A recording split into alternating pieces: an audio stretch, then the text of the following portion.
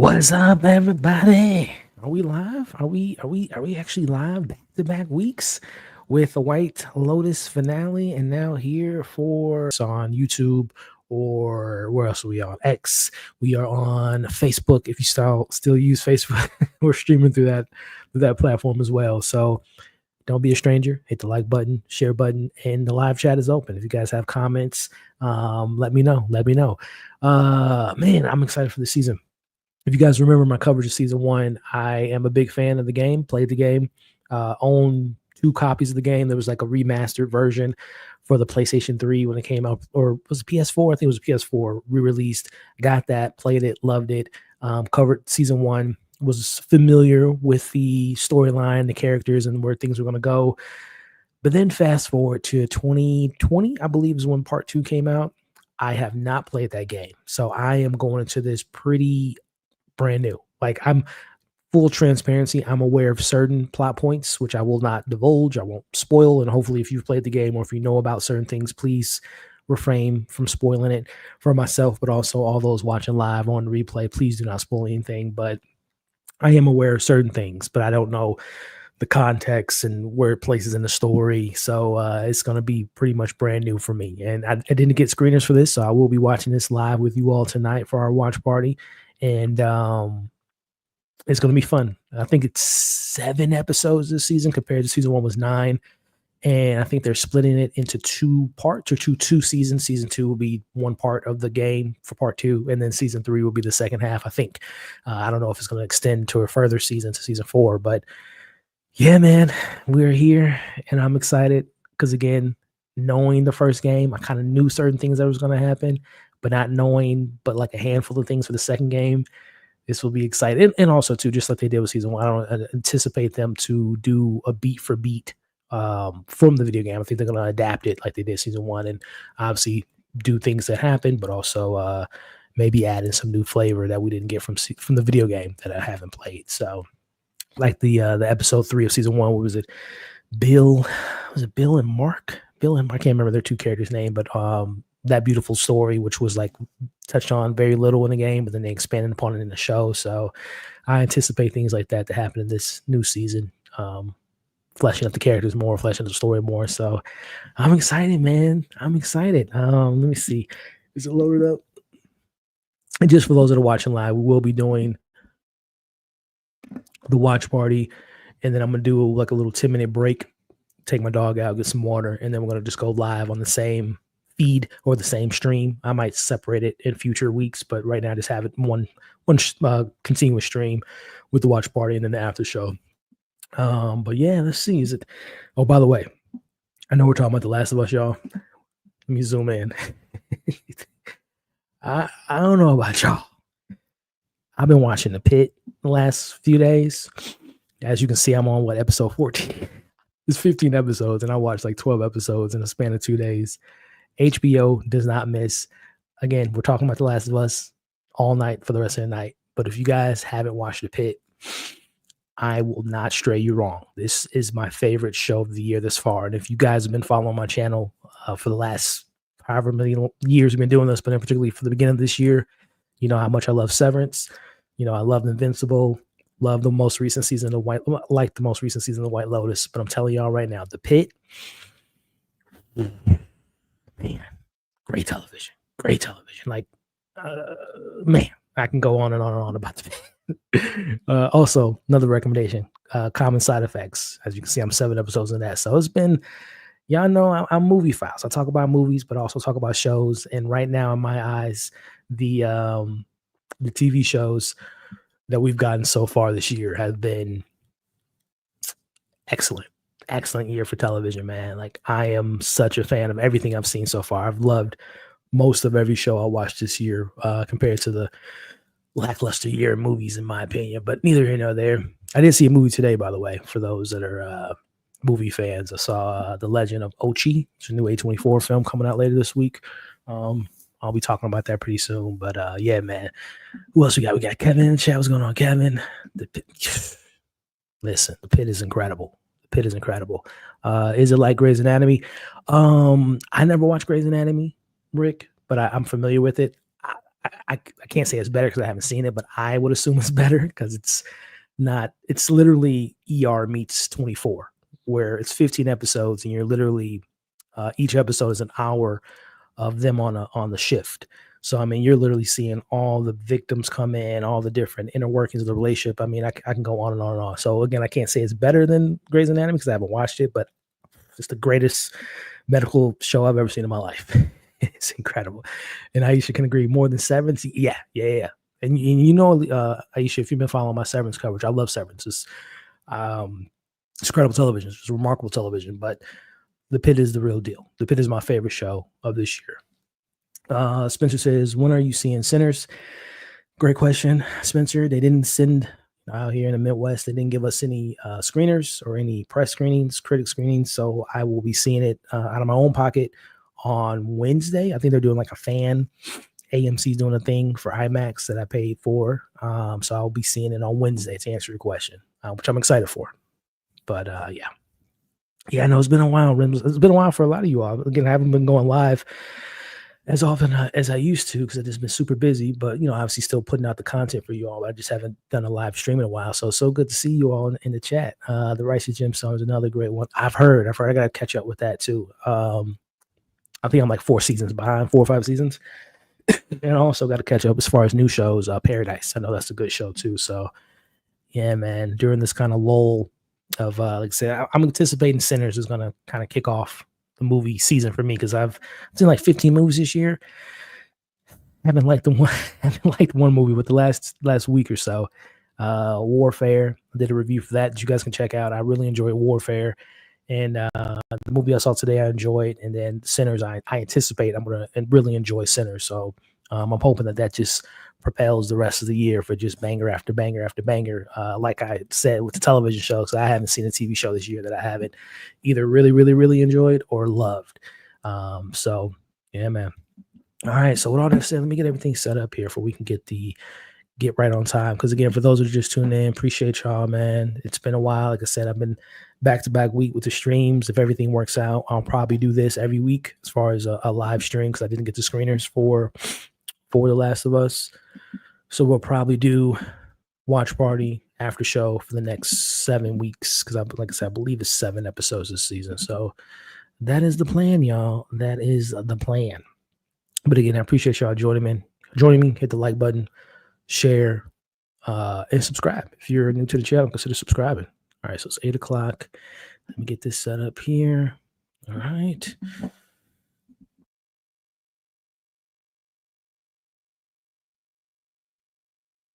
Let me reset this, make sure we're good to go. And by the way, if this is your first time watching one of my watch parties, obviously I won't be showing the episode for copyright reasons, but I'm going to have this timer here that you guys can see on the screen now. So if you're just tuning in, you can catch up, or if you're watching a replay, you can kind of know based on my reactions what part of the episode I'm at. And yeah, that's how we'll do it. So let me just reset this, see if the episode's loaded.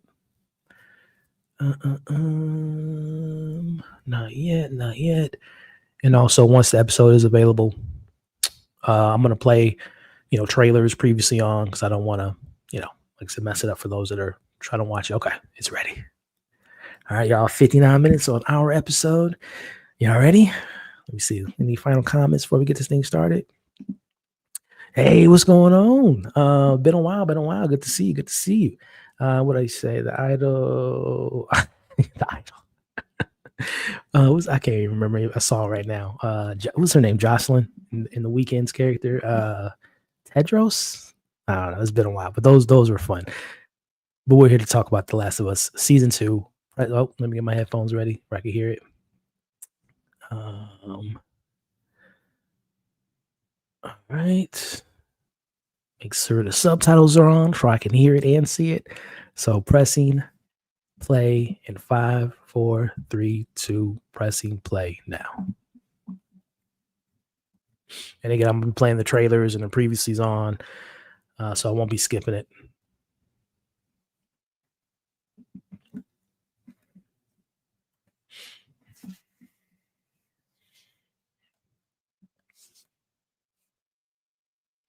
Yeah, right now they're just showing a trailer for all the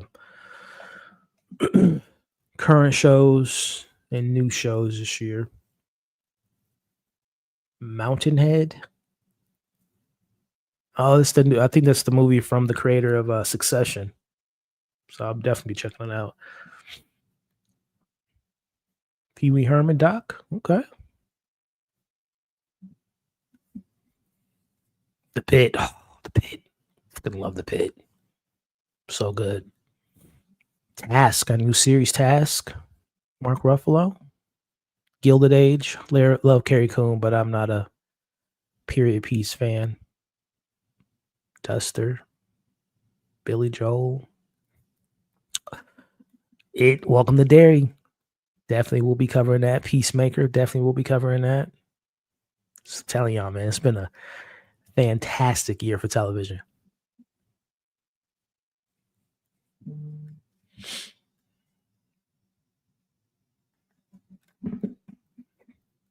HBO, man, they don't miss. Or should I say Max? What's up, Leo? Oh, all right. So previously on.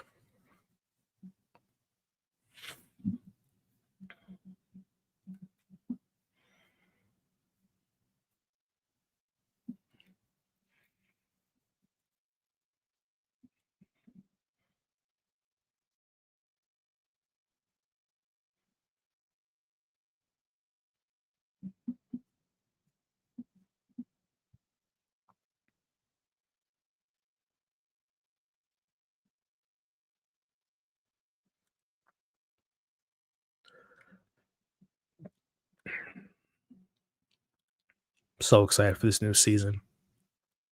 Again, for those that are just tuning in, I've played the first game multiple times. Big fan, probably my favorite video game of all time. Was anticipating certain things, like the little switches that they had in the show versus the game, but I have not played part 2. So this new season, I know certain things that I won't be sharing, nor will I be spoiling. I hope you all can do the same. But a lot of this stuff for season 2 is going to be new to me, so I'm really excited.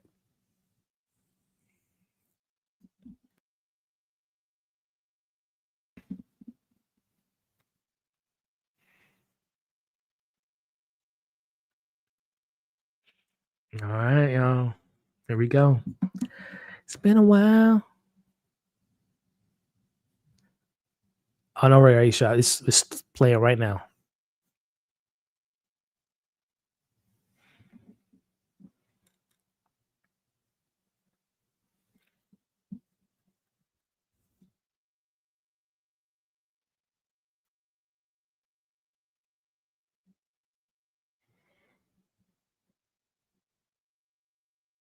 Picking right up from the last moments of season 1, huh?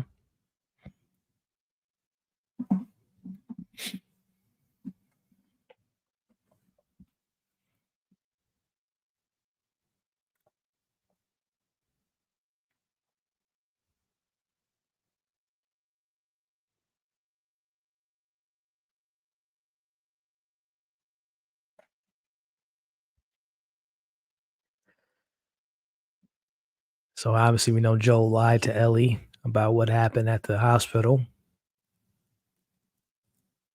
And I would assume based on the trailer, she's going to find out the truth at some point.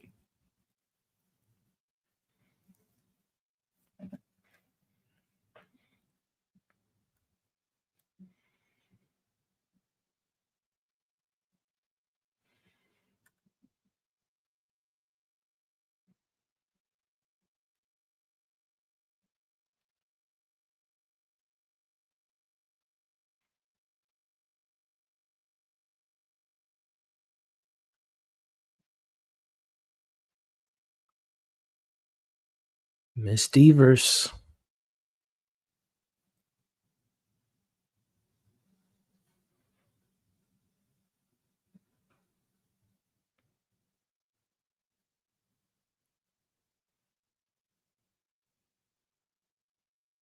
Oh, they got my girl in here. I can't think of her name right now. I love her. She's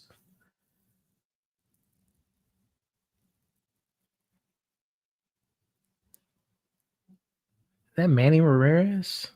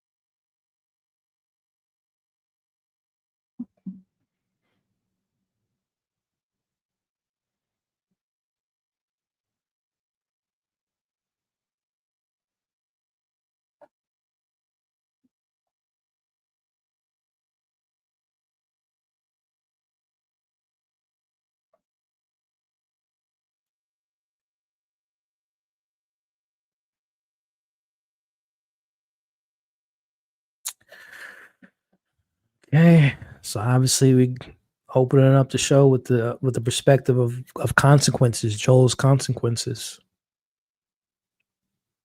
And again, not having played the game, but I'm very familiar of Abby's importance to this season, or this story, I should say.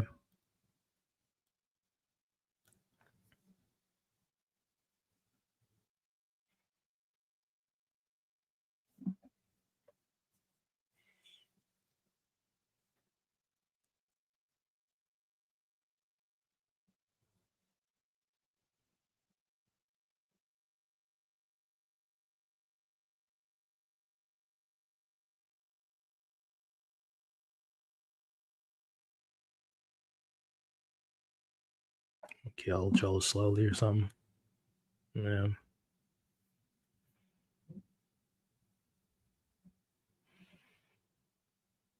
See that anger, that hate in their eyes? Oh boy. So it's safe to assume, just based on this opening scene, that clearly she has a vengeance. She has it out for Joel due to his actions of season one, at the end of season one, with taking out the Fireflies. And clearly the people that were buried were close to Abby and that crew. So, season one, or part one of the video game, was all about grieving, accepting death, but finding new life, finding new love, as we saw with Joel and Abby, almost looking at her like a father and son relationship, father and daughter relationship. I would assume, based on this opening scene, this is more about vengeance and revenge through the perspective of this new Abby character, played by Caitlin Devers, who, man, let me tell y'all right now, Caitlin Devers, legit. Everything I've ever seen her in, she is incredible. So really excited to see her take on this role. 5 years later. Wow.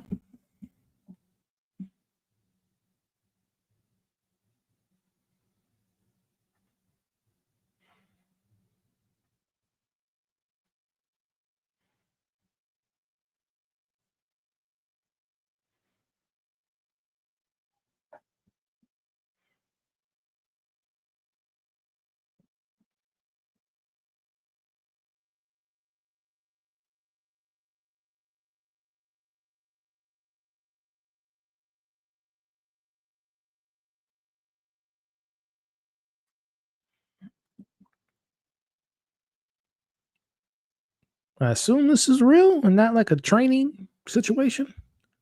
They fighting to the death.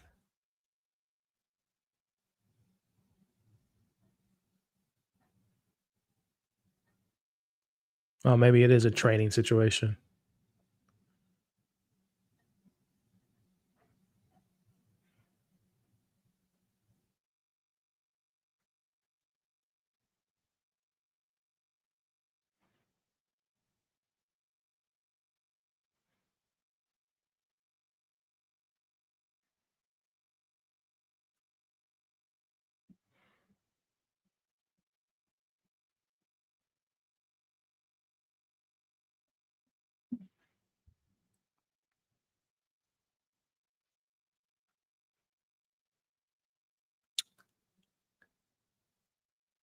I can't think of the actor's name, but the guy right here, he was in season 1 of Beef.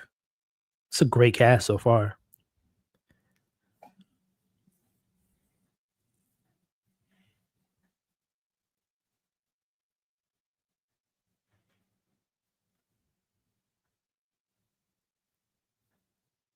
Jay, what's going on, Jay? Been a minute, man. How you doing?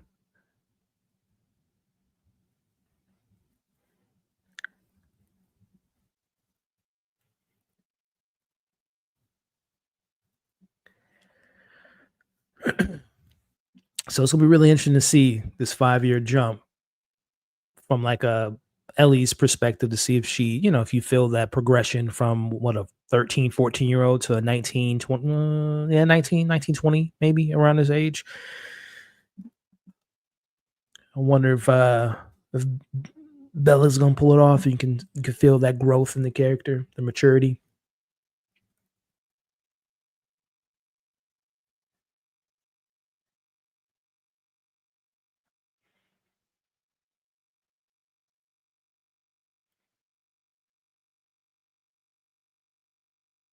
Oh, that's the actor's name? Young. Okay. Appreciate it, Ricky.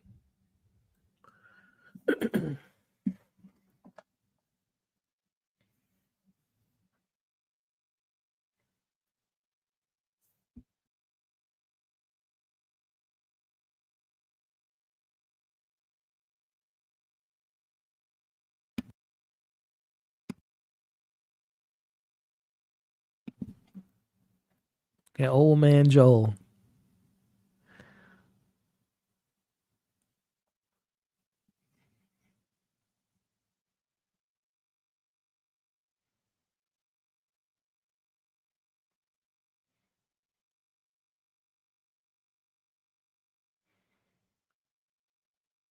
Man, they got a great cast so far.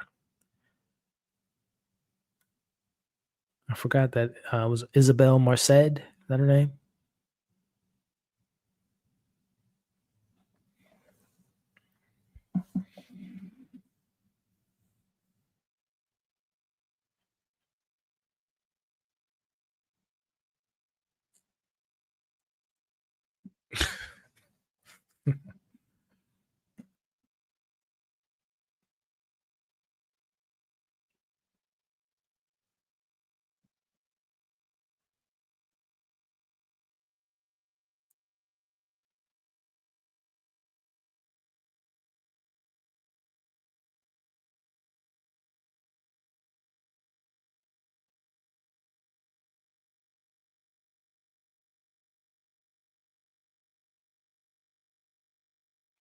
Also,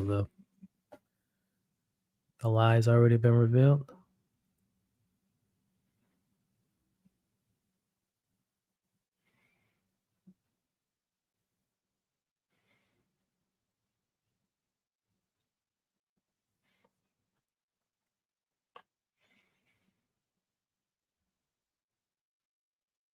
$19, yeah.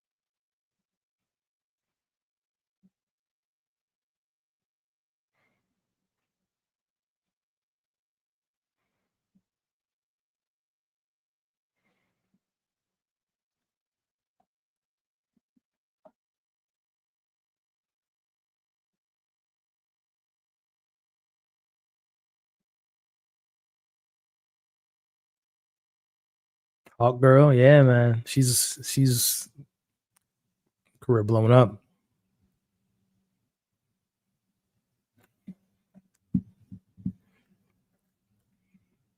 I think the first time I saw Isabel Marcet was Transformers 4 or 5, and then Dora, Sicario 2. She's come a long way, man. Like Ricky said, she's gonna be in Hawk Girl.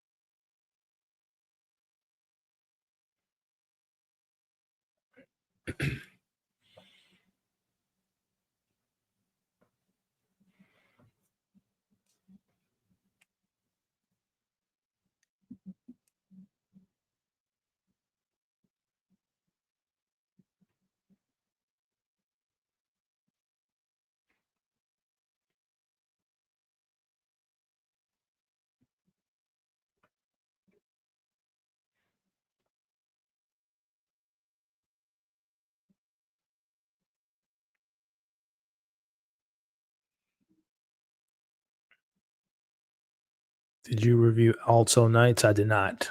Do not plan on reviewing that or watching it. Honest.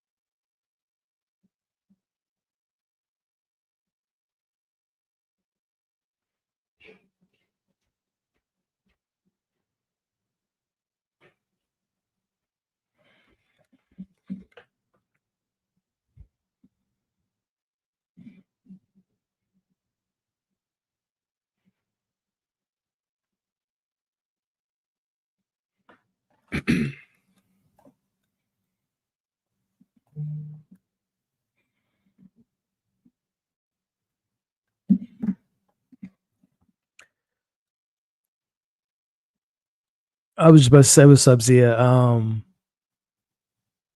She's still reckless. Yeah, I'm gonna say I literally said it like 10 minutes ago. I wonder if we're gonna see that maturity. Again, I haven't played the game, part two, played part one, but I mean 14 or 19, you're still a teenager, not a full on adult quite yet, you know.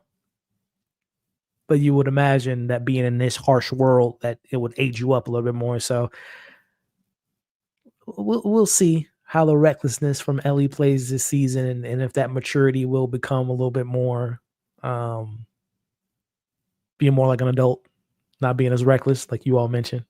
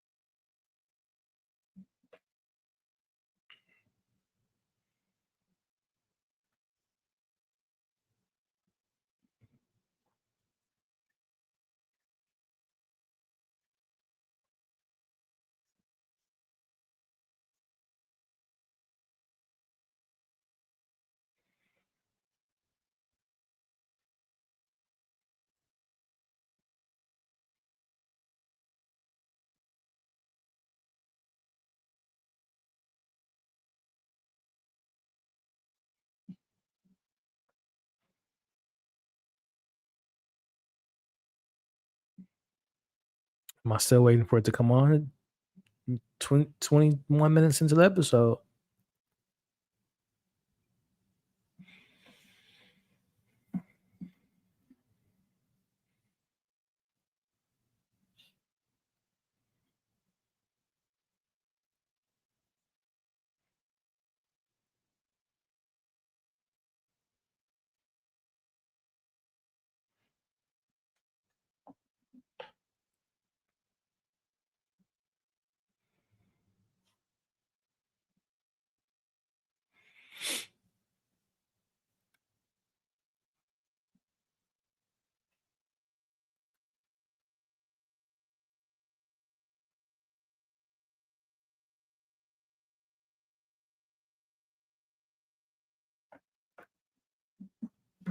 I'm glad Joel is seeking out some sense of therapy. So you know that man has got some demons inside of him. Some trauma.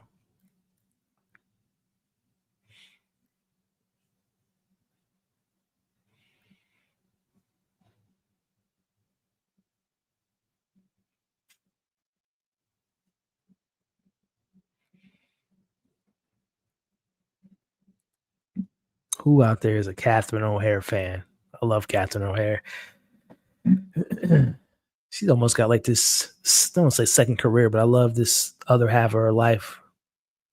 All these great IPs, Beetlejuice Return, was it Schitt's Creek?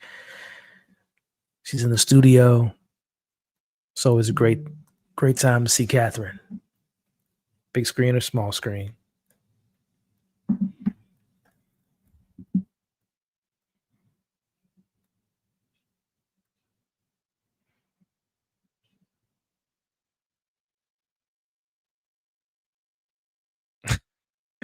Get a little pothead.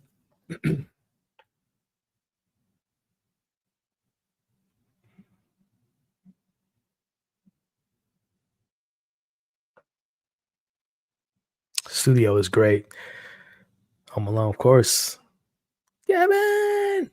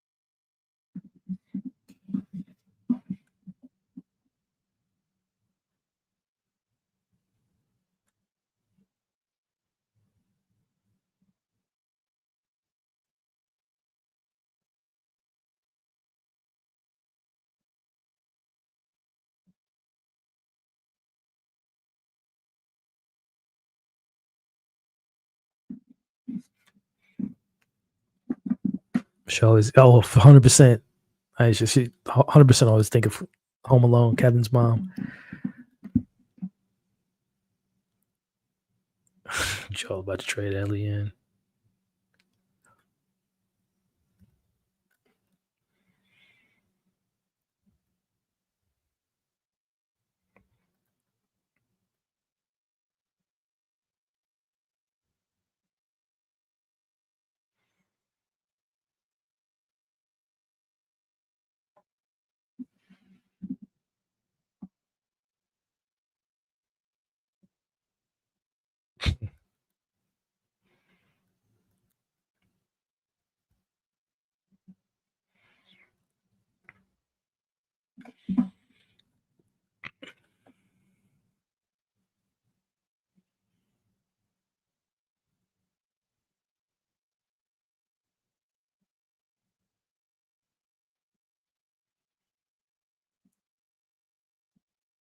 One episode weekly. Yeah, one episode a week.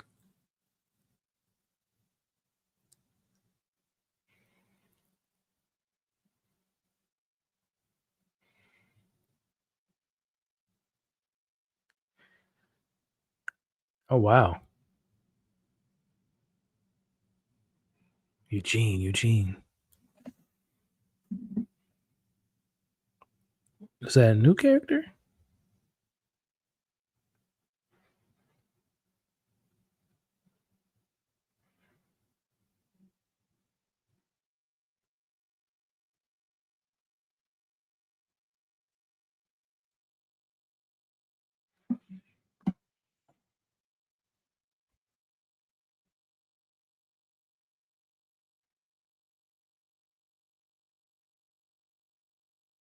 Who's Eugene?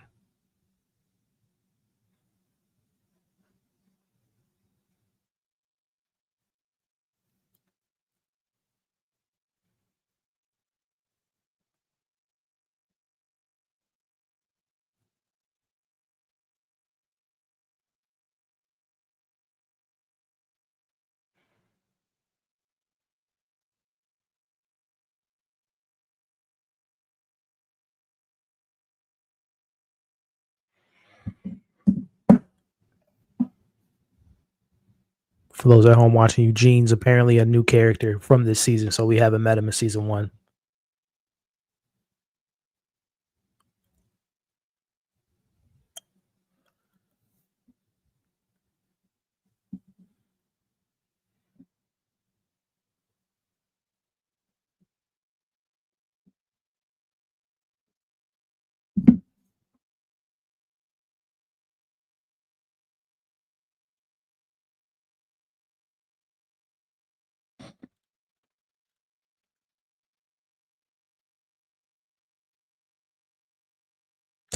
It's Kevin twice.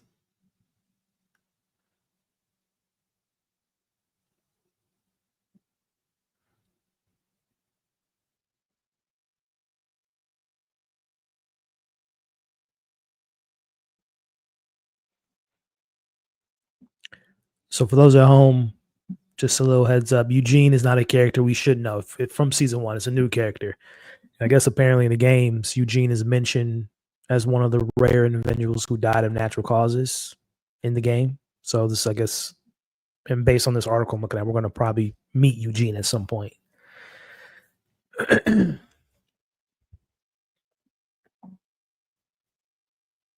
That's harsh.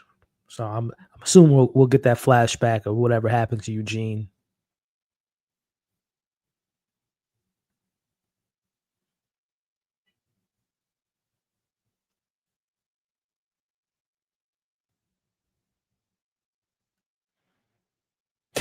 Eugene Johnson, damn, I died. Nah, Eugene, still very much with us, my friend. That's funny. Minister Christ says Joel the mayor. I mean, I don't think he's the mayor, but I think he has pretty good authority in the town. The natural leader.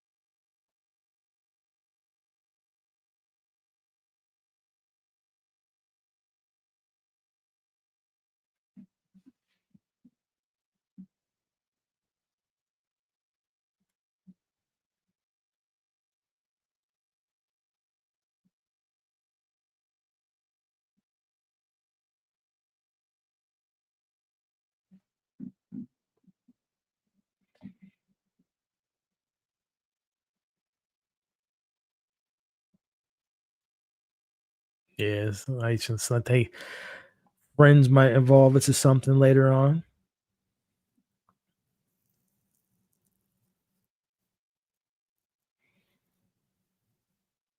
Oh, the foreman? Okay. Appreciate the look out there.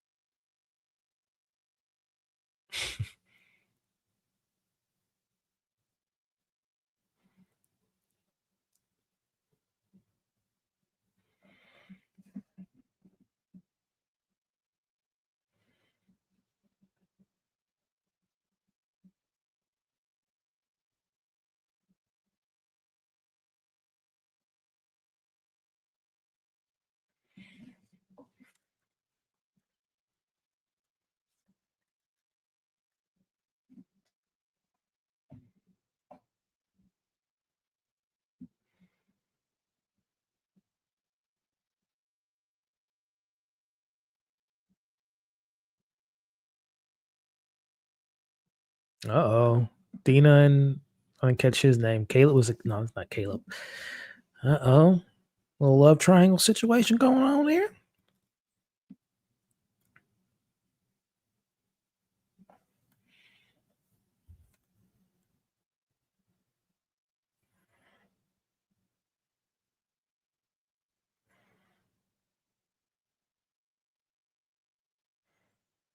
Jesse.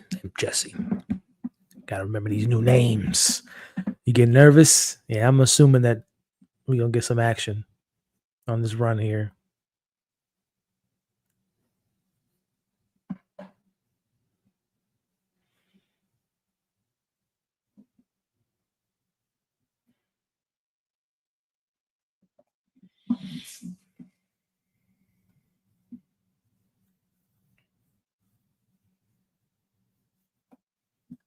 The YA triangle is on triangle. Little love triangle going on.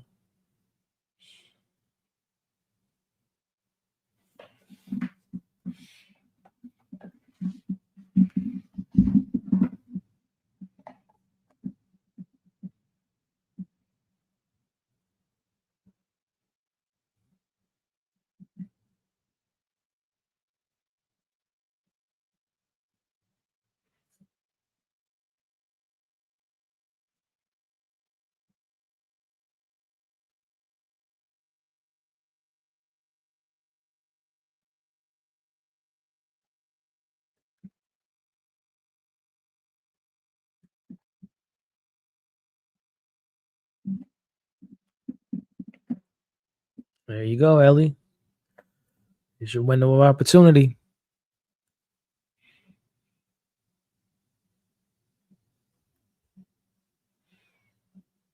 Here we go. Here we go. Puppy love. Read the room, Dina.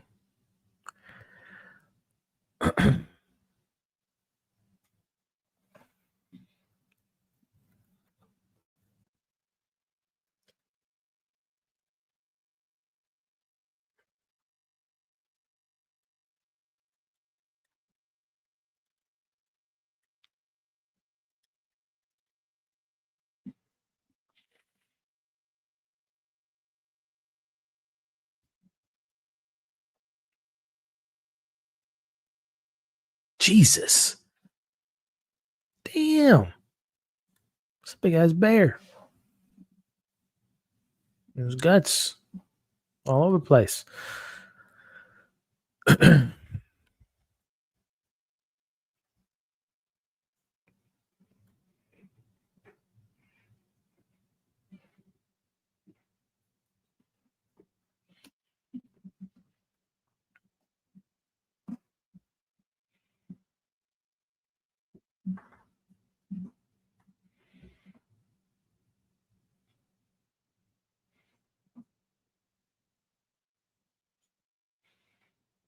barbecue. Jeez.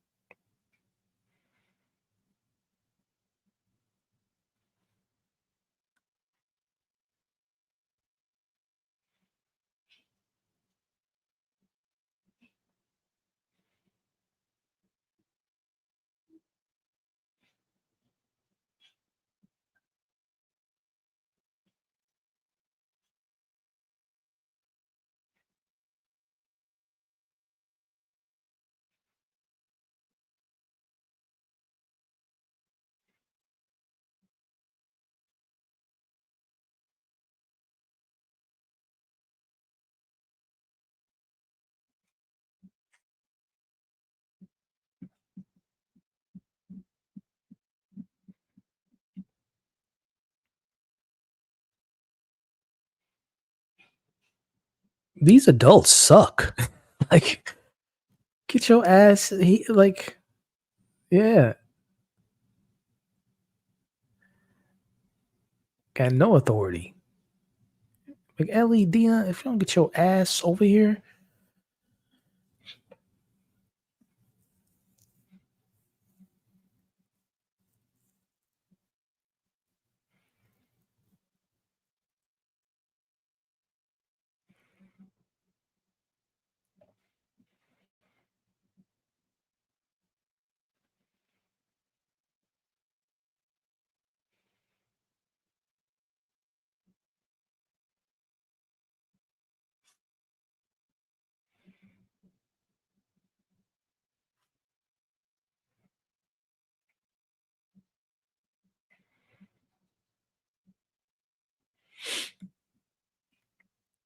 yeah, ready for some action. Yeah, right. It's like terrible leadership skills. Need a black person on patrol. Right. Like, if you don't get your ass over here, they're only a few years older than them. So, yeah.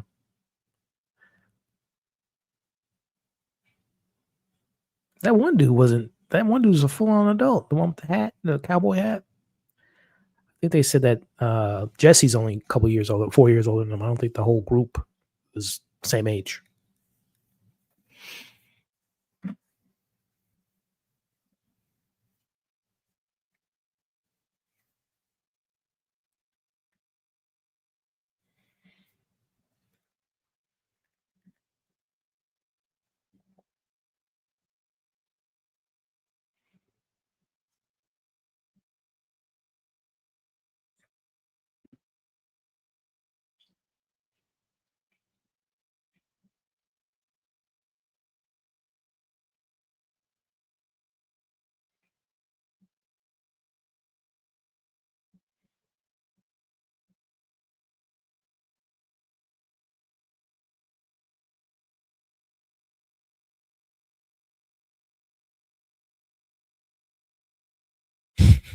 I don't know why this is so.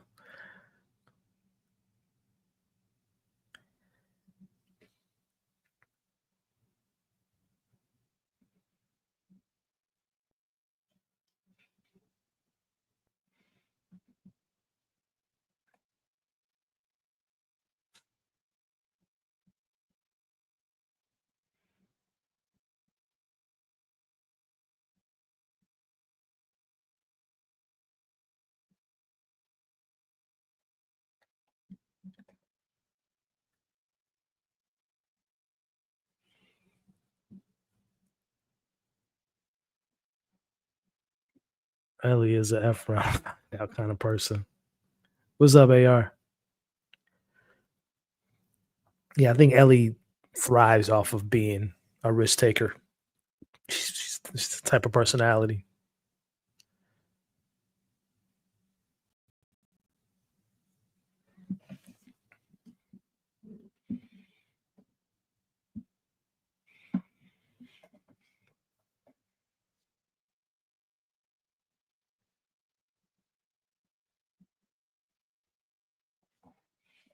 It's like a little Chucky doll.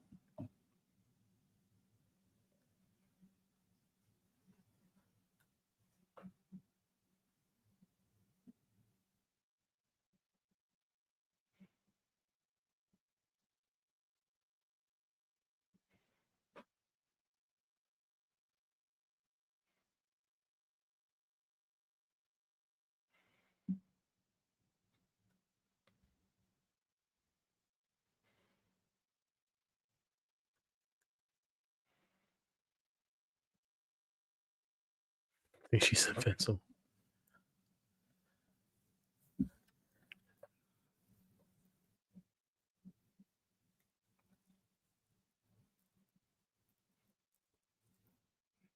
Yeah, it's been way more than 5 minutes.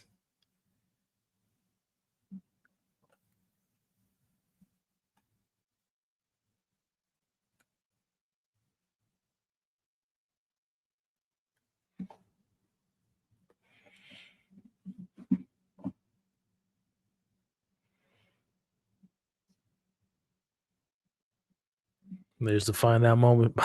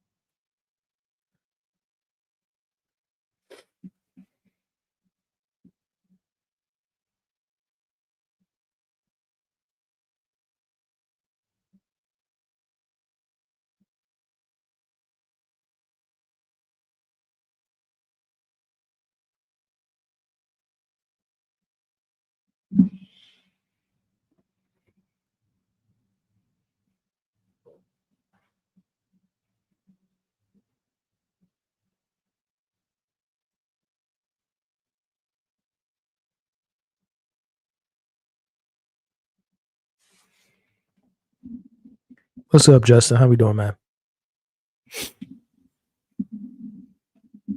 What's going on, Vic?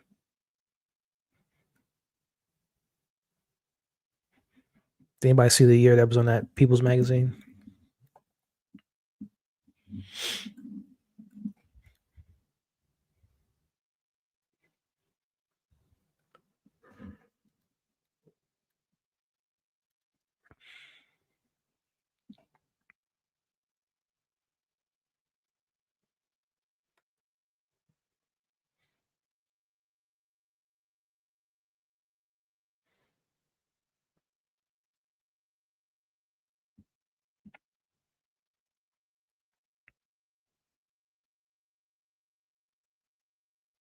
Did I miss it with someone crawling in the background? I mean, I've seen this scene a bunch in the trailer, the marketing for the show, but I must have missed the person or the clicker on the ground. No, I see it right there.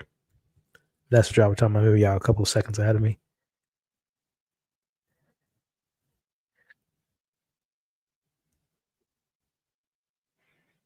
Let me see it again.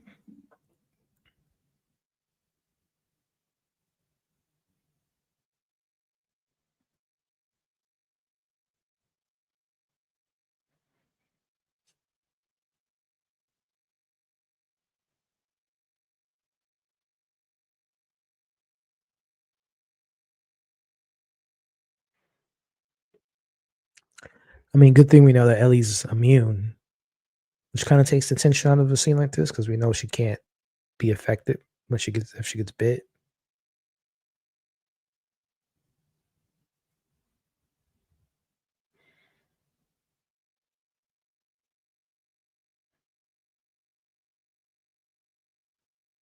It's not a clicker. That's like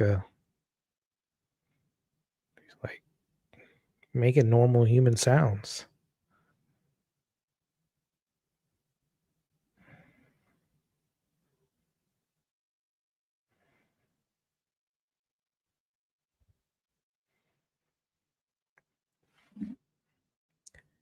It's been well over a decade since I played the game. I can't remember if there's. I can't remember the distinction between the different species of clickers and bloaters, and like how their brain operates. Like this one seems to be playing hide and seek versus the more savage, mindless, infected person.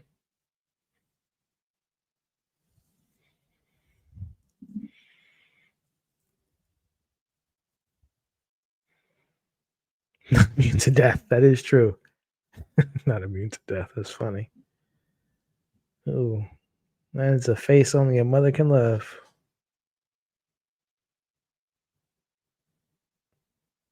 Man, this is different than I can't remember. These are different than clickers. Oh, slow as hell.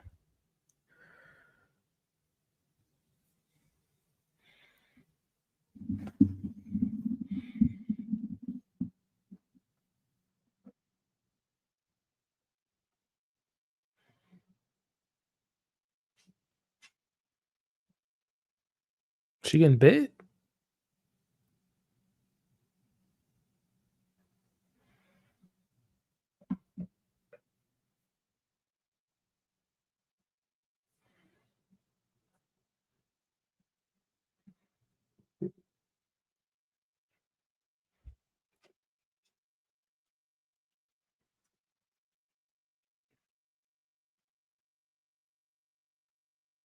Are those called?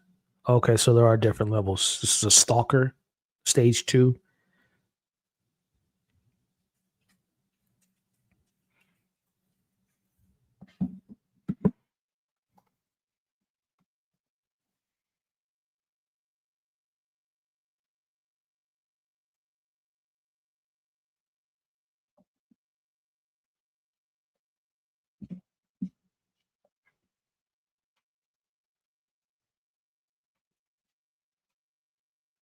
Okay, all right, there you go, stalker.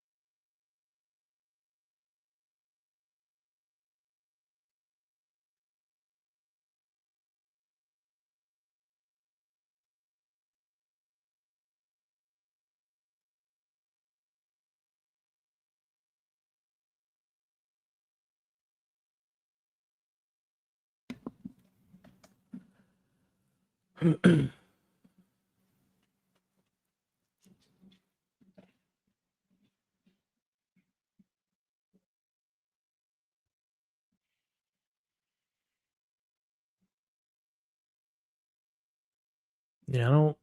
Again, it's been a while since I played the game. I don't remember if stalkers were. It seems like this is a part 2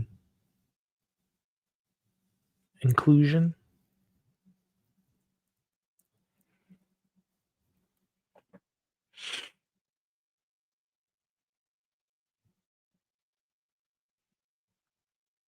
She did get bit.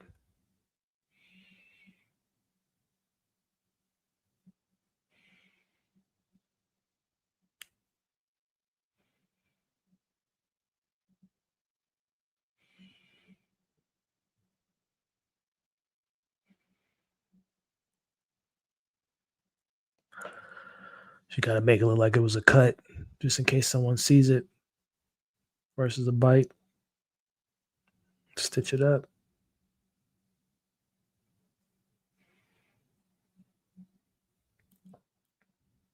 No, apparently they were in the first game. I don't remember.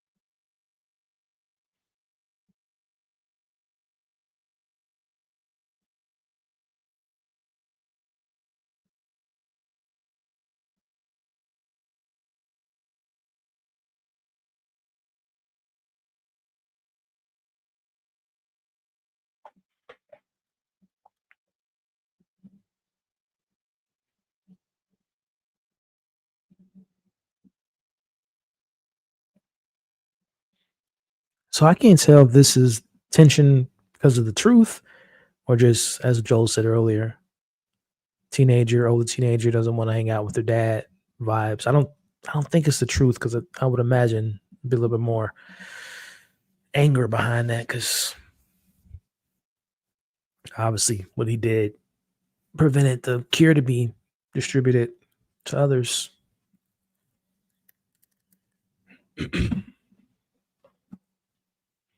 Yeah, he's trying. And like I said, I don't know if I can't really tell if it's more than just again that awkward stage that I think we've all most likely experienced with our parents at some point when we became a little bit older, distanced ourselves, when was it cool to be cool with your parents? Or if it is created because of the lie that he told.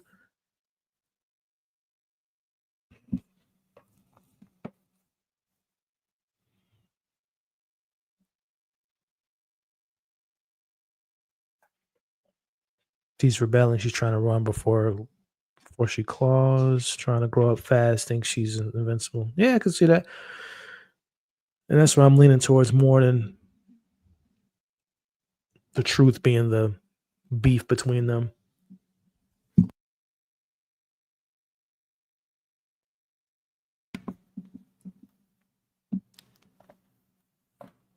Because he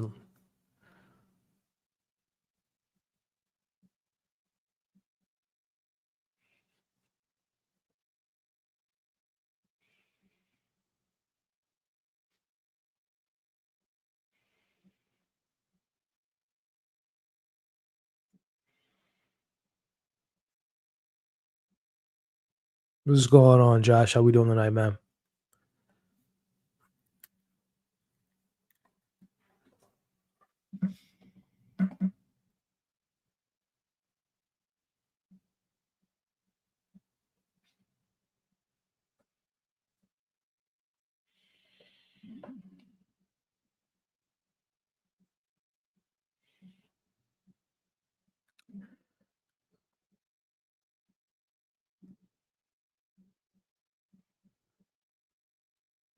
I think Jesse said he know they ain't getting back together because Dina probably said she got her eyes on someone else. Miss Ellie.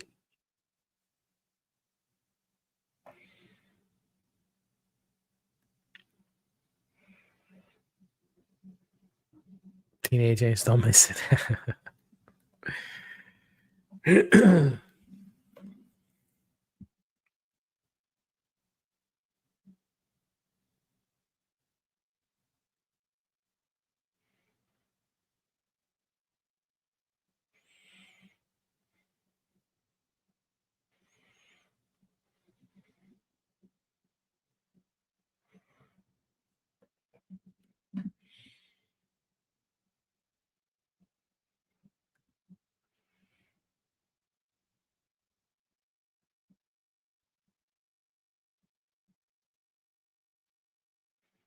What's up, Matt?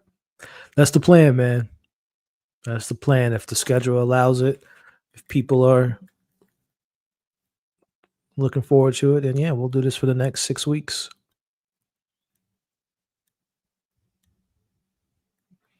And so it begins.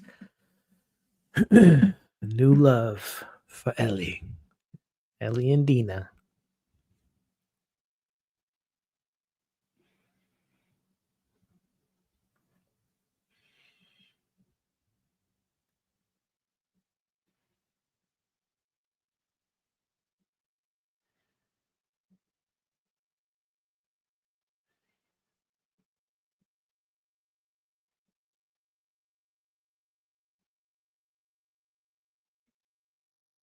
Oh, snap. I was gonna say maybe he's just because it is, but no, he's a homophobic.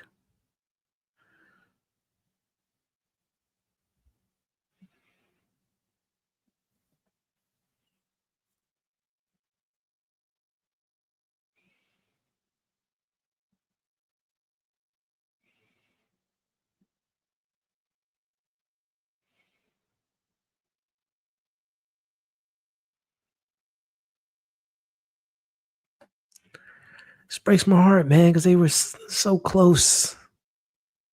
when we first their journey. Now to see her be so, I think the truth is out there. I think that there's more subtext to "I don't need your help," going back to what he did in season one.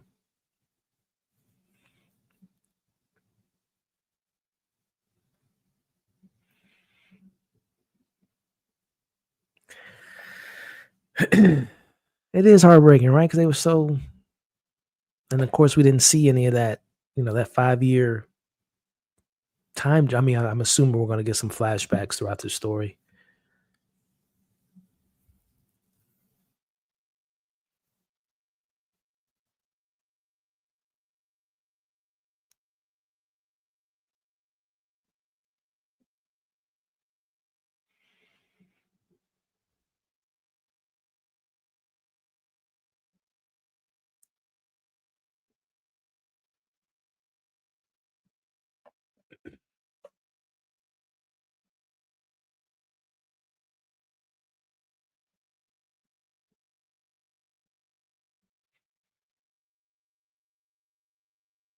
It's hard to watch. She's so mean. This episode is about to end shortly, isn't it? Oh no, we got 10. Well, they probably have the little episode breakdown.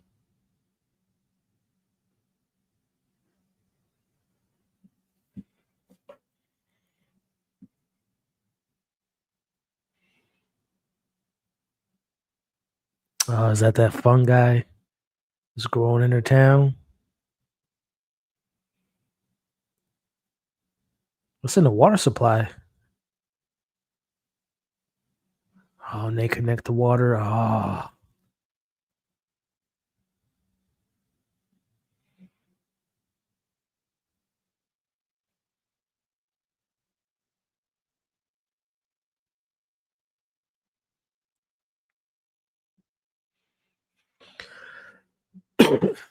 some outside threats.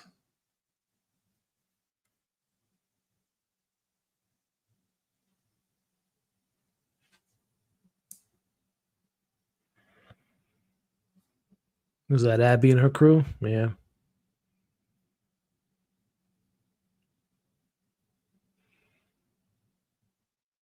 Oh boy. Solid, solid, solid first episode. Nothing too groundbreaking. Nothing too earth shattering. Premiere episodes are always tough, right? Especially when you're gone for a couple years. Got to reestablish. You say your feet cut off for the preview. Yeah, we'll check out the preview here, and then we'll take a little 10-minute break. Take my dog out to use the restroom, and then we'll talk about the episode. But just initial impressions. Solid, solid, solid. I say nothing too crazy, but again, establishing new characters, time jumps, relationships have been fractured. I'm gonna let it run and see if they give us a this season on The Last of Us. But I'll share some of my thoughts for the after show, which will be going live here in about another 10 minutes. So I'm gonna let this run, take a little break for the dog, and we'll come back and talk about it. Let's see this. Is it behind the scenes or weeks ahead? All right, let's see.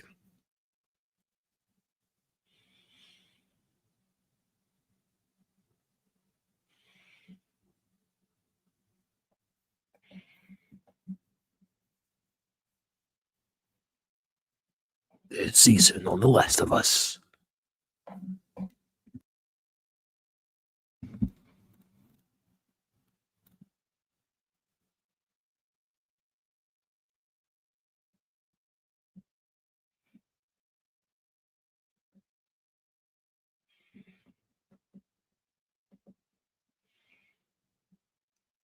Got wolves.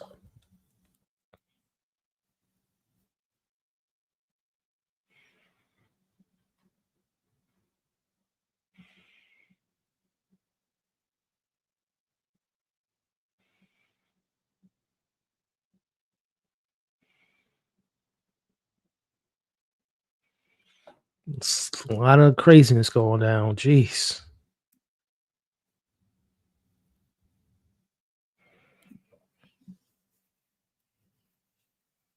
I look good.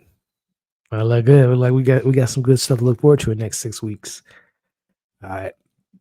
So let me take a quick break, take my dog out. I'm gonna be like a little 10-minute, little 10-minute break, and then we'll be back. So let me put this little timer on, and we will be back. Where is it? Where is it? Where is it? There we go. All right, y'all. I'm gonna take my dog out, and then we're gonna talk about the episode. So I'll see you guys in about 7 minutes. See you soon.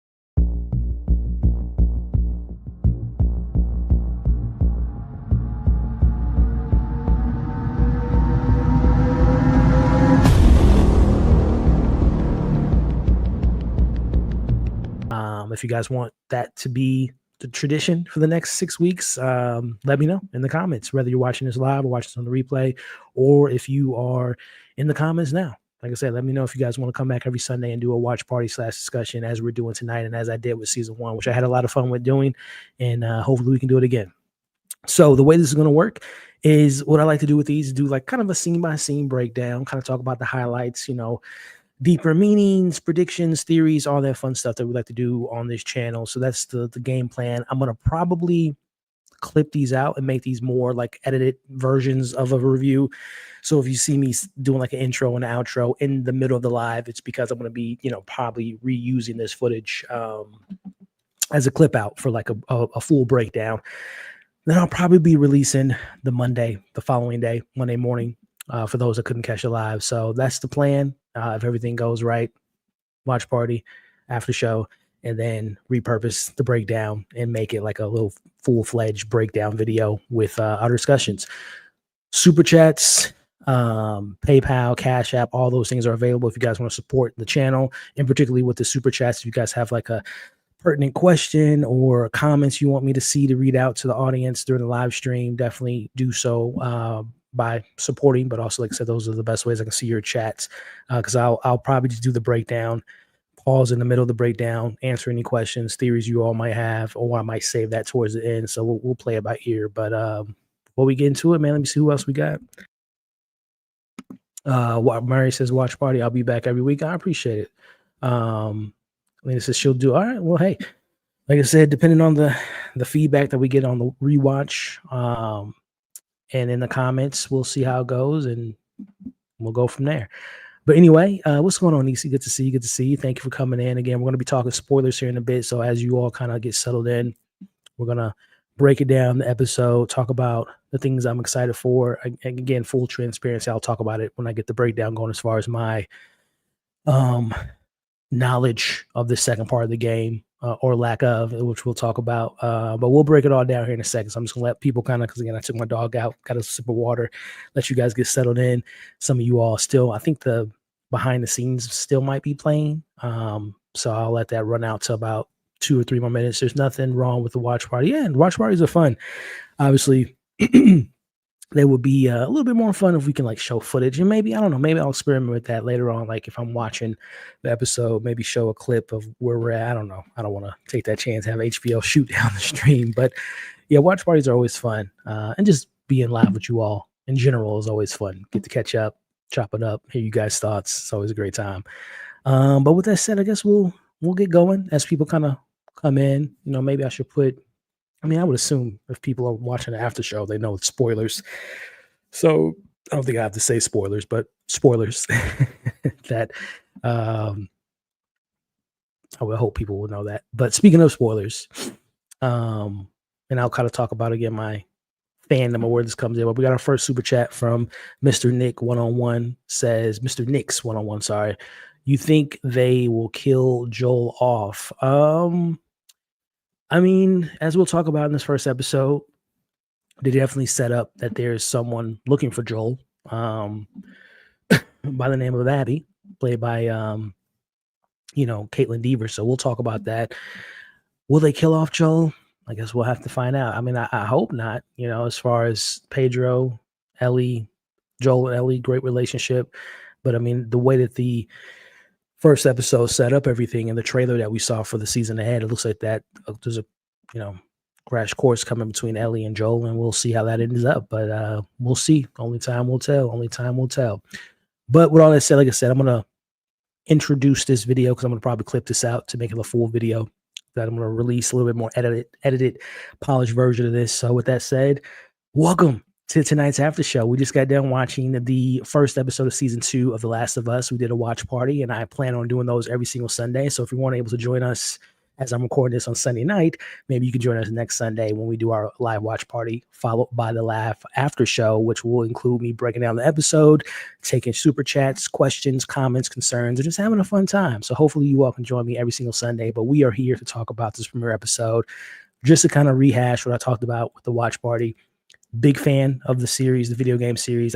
Unfortunately, I kind of lost the love of video game. Like I haven't played a video game in probably over a decade. But one of the last video games I did play and like actually get really involved in it was The Last of Us. Have the regular version, remaster version, played it multiple times, watched the playthroughs. Like I'm a big fan of the series. So I was familiar with a lot of season 1 as far as the storylines and where things were headed, characters. Obviously they switched things up for the TV show for new audience can be surprised, and also people that's played the game like myself can also be surprised at points. So very familiar with season 1's arc, story, narrative, surprises. But then season 2, I believe it came out in 2020, if I'm not mistaken, or 2021. By that time, I wasn't into video games as often as I was back in the day, but I am full transparency. I am familiar with certain aspects of part 2. big moments, small character moments, but I don't have the full context. So me watching season 2 was almost essentially a brand new experience for me, besides knowing certain things that happened. So I won't be spoiling anything. Hopefully, those that have played part 2 or are aware of certain things of part 2, whether you watch the playthrough or Wikipedia, the storyline, please don't spoil anything in the comments. If I see a spoiler, I'm going to just automatically take it out. Again, if I'm going to not spoil anything, I hope you all can do the same, just out of respect for myself and for everyone else that's watching at home. Let's keep it fun. Let's keep it a surprise for everyone. So with that said, let's get into this breakdown. Full spoilers for this episode. Let's get into it. So as I bring up our first scene here, and again, the way we're going to do this is kind of break down some of the key moments, kind of analyze some things, predict some things. Again, it's going to be a lot of prediction because I haven't played, again, the game. But we open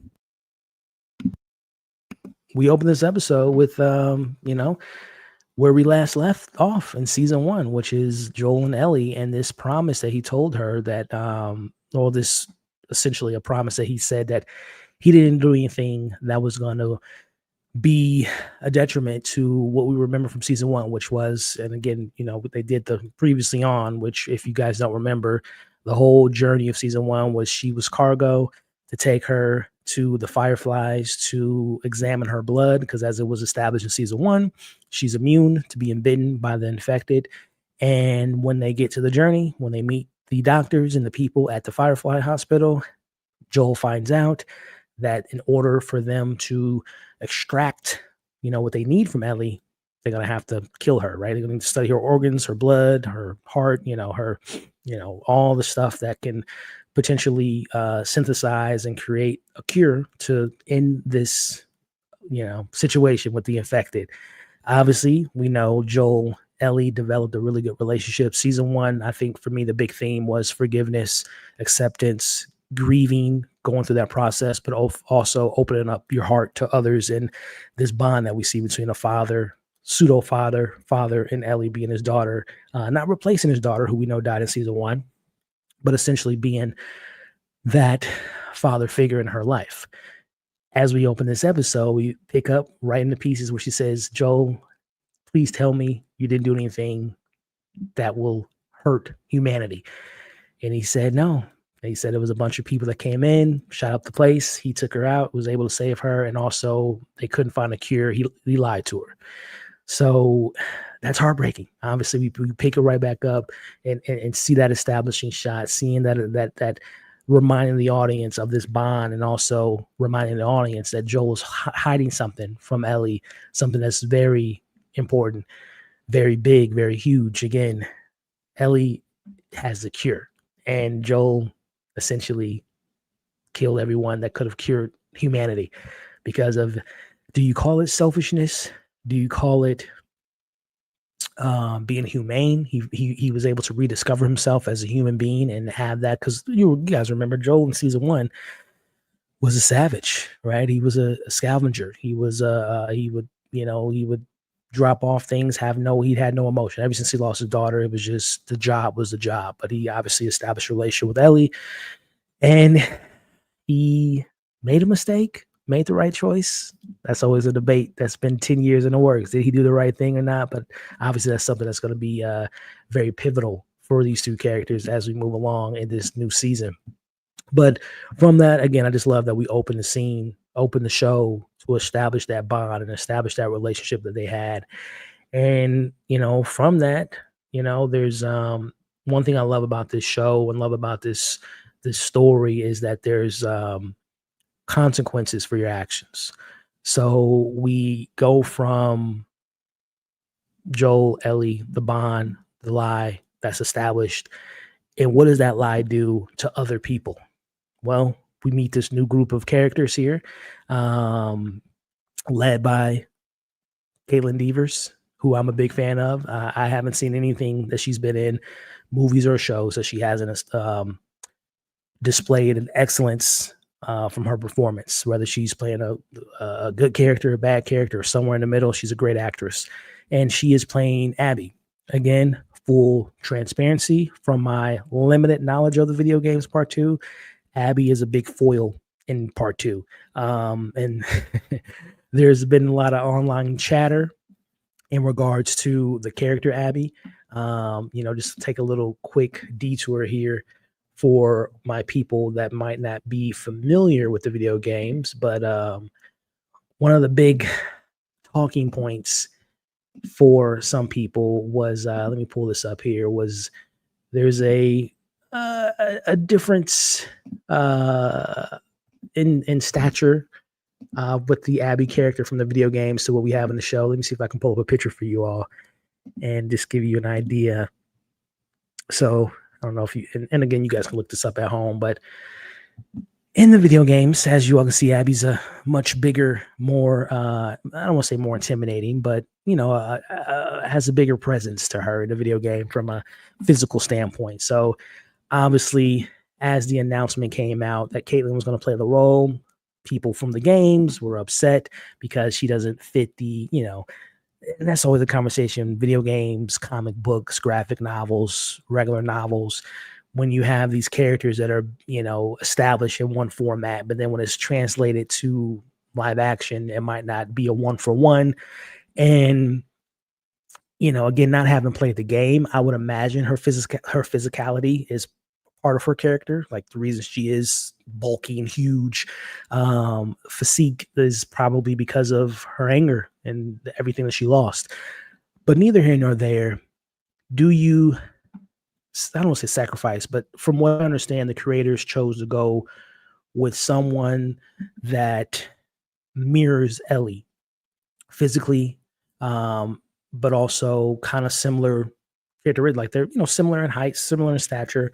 And if I'm not mistaken, there was a point in time where Caitlin Devers was potentially up for the role of Ellie when it was first going to be established as a movie. So from what I understand, Neil Druckmann and the creators thought it would be a creative idea to bring her into the world and have her be the polar opposite, be the, the Batman to the Joker type of situation where she is another version of Ellie, right? If Ellie went down another path, this would be Abby. And again, I haven't played the game, so I wasn't like, oh, I was like, Caitlin Dever is a great actress. You pick the best actor for the role, and you don't have to be so tedious about, they have to look exactly like the video game. Because let's be honest, sometimes you might have the look, but you might not have the acting skills. So I'm very excited to see Caitlin Devers in the show, and I'm very excited to learn more about Abby from, again, the limited knowledge that I do know about her. Really excited to learn more about the character and kind of understand where she's coming from, because as this first scene establishes, her and her crew they're obviously outside of the hospital from where Joel and Ellie were last seen. And based on their reaction, it seems like those people that Joel killed were close to them. Again, there is something that I am familiar with a certain relationship that Abby has to someone that Joel killed.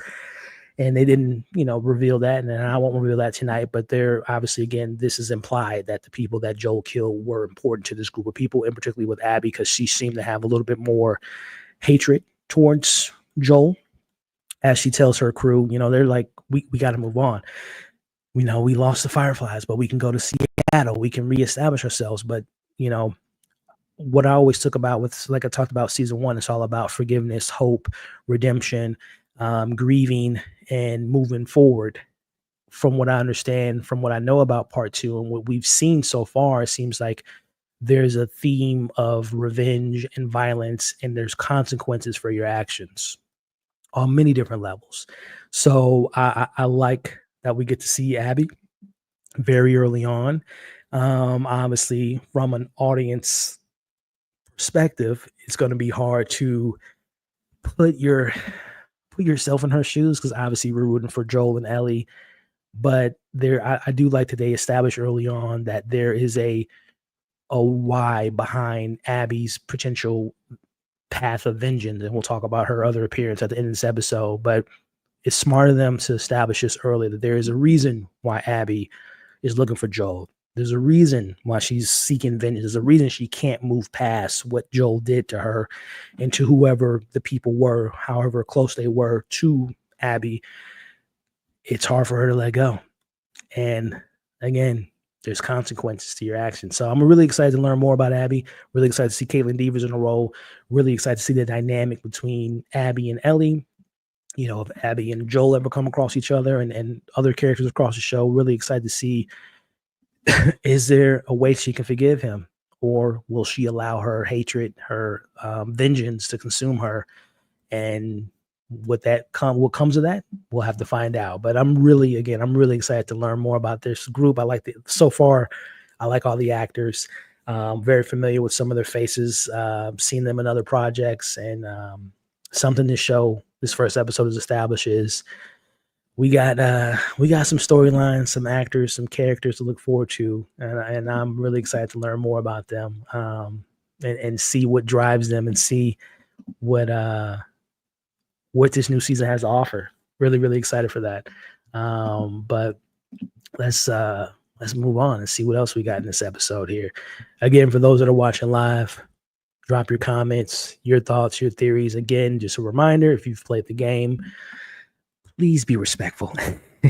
Don't spoil anything for myself, for others in the chat. If I do see any spoilers, I'm going to try my best to, I'm going to have to kick you out of the chat and potentially off the channel, because just out of respect for not even myself, but for everyone that's watching at home. We want to keep everything a surprise for people at home. So again, like, share, comment, all that good stuff.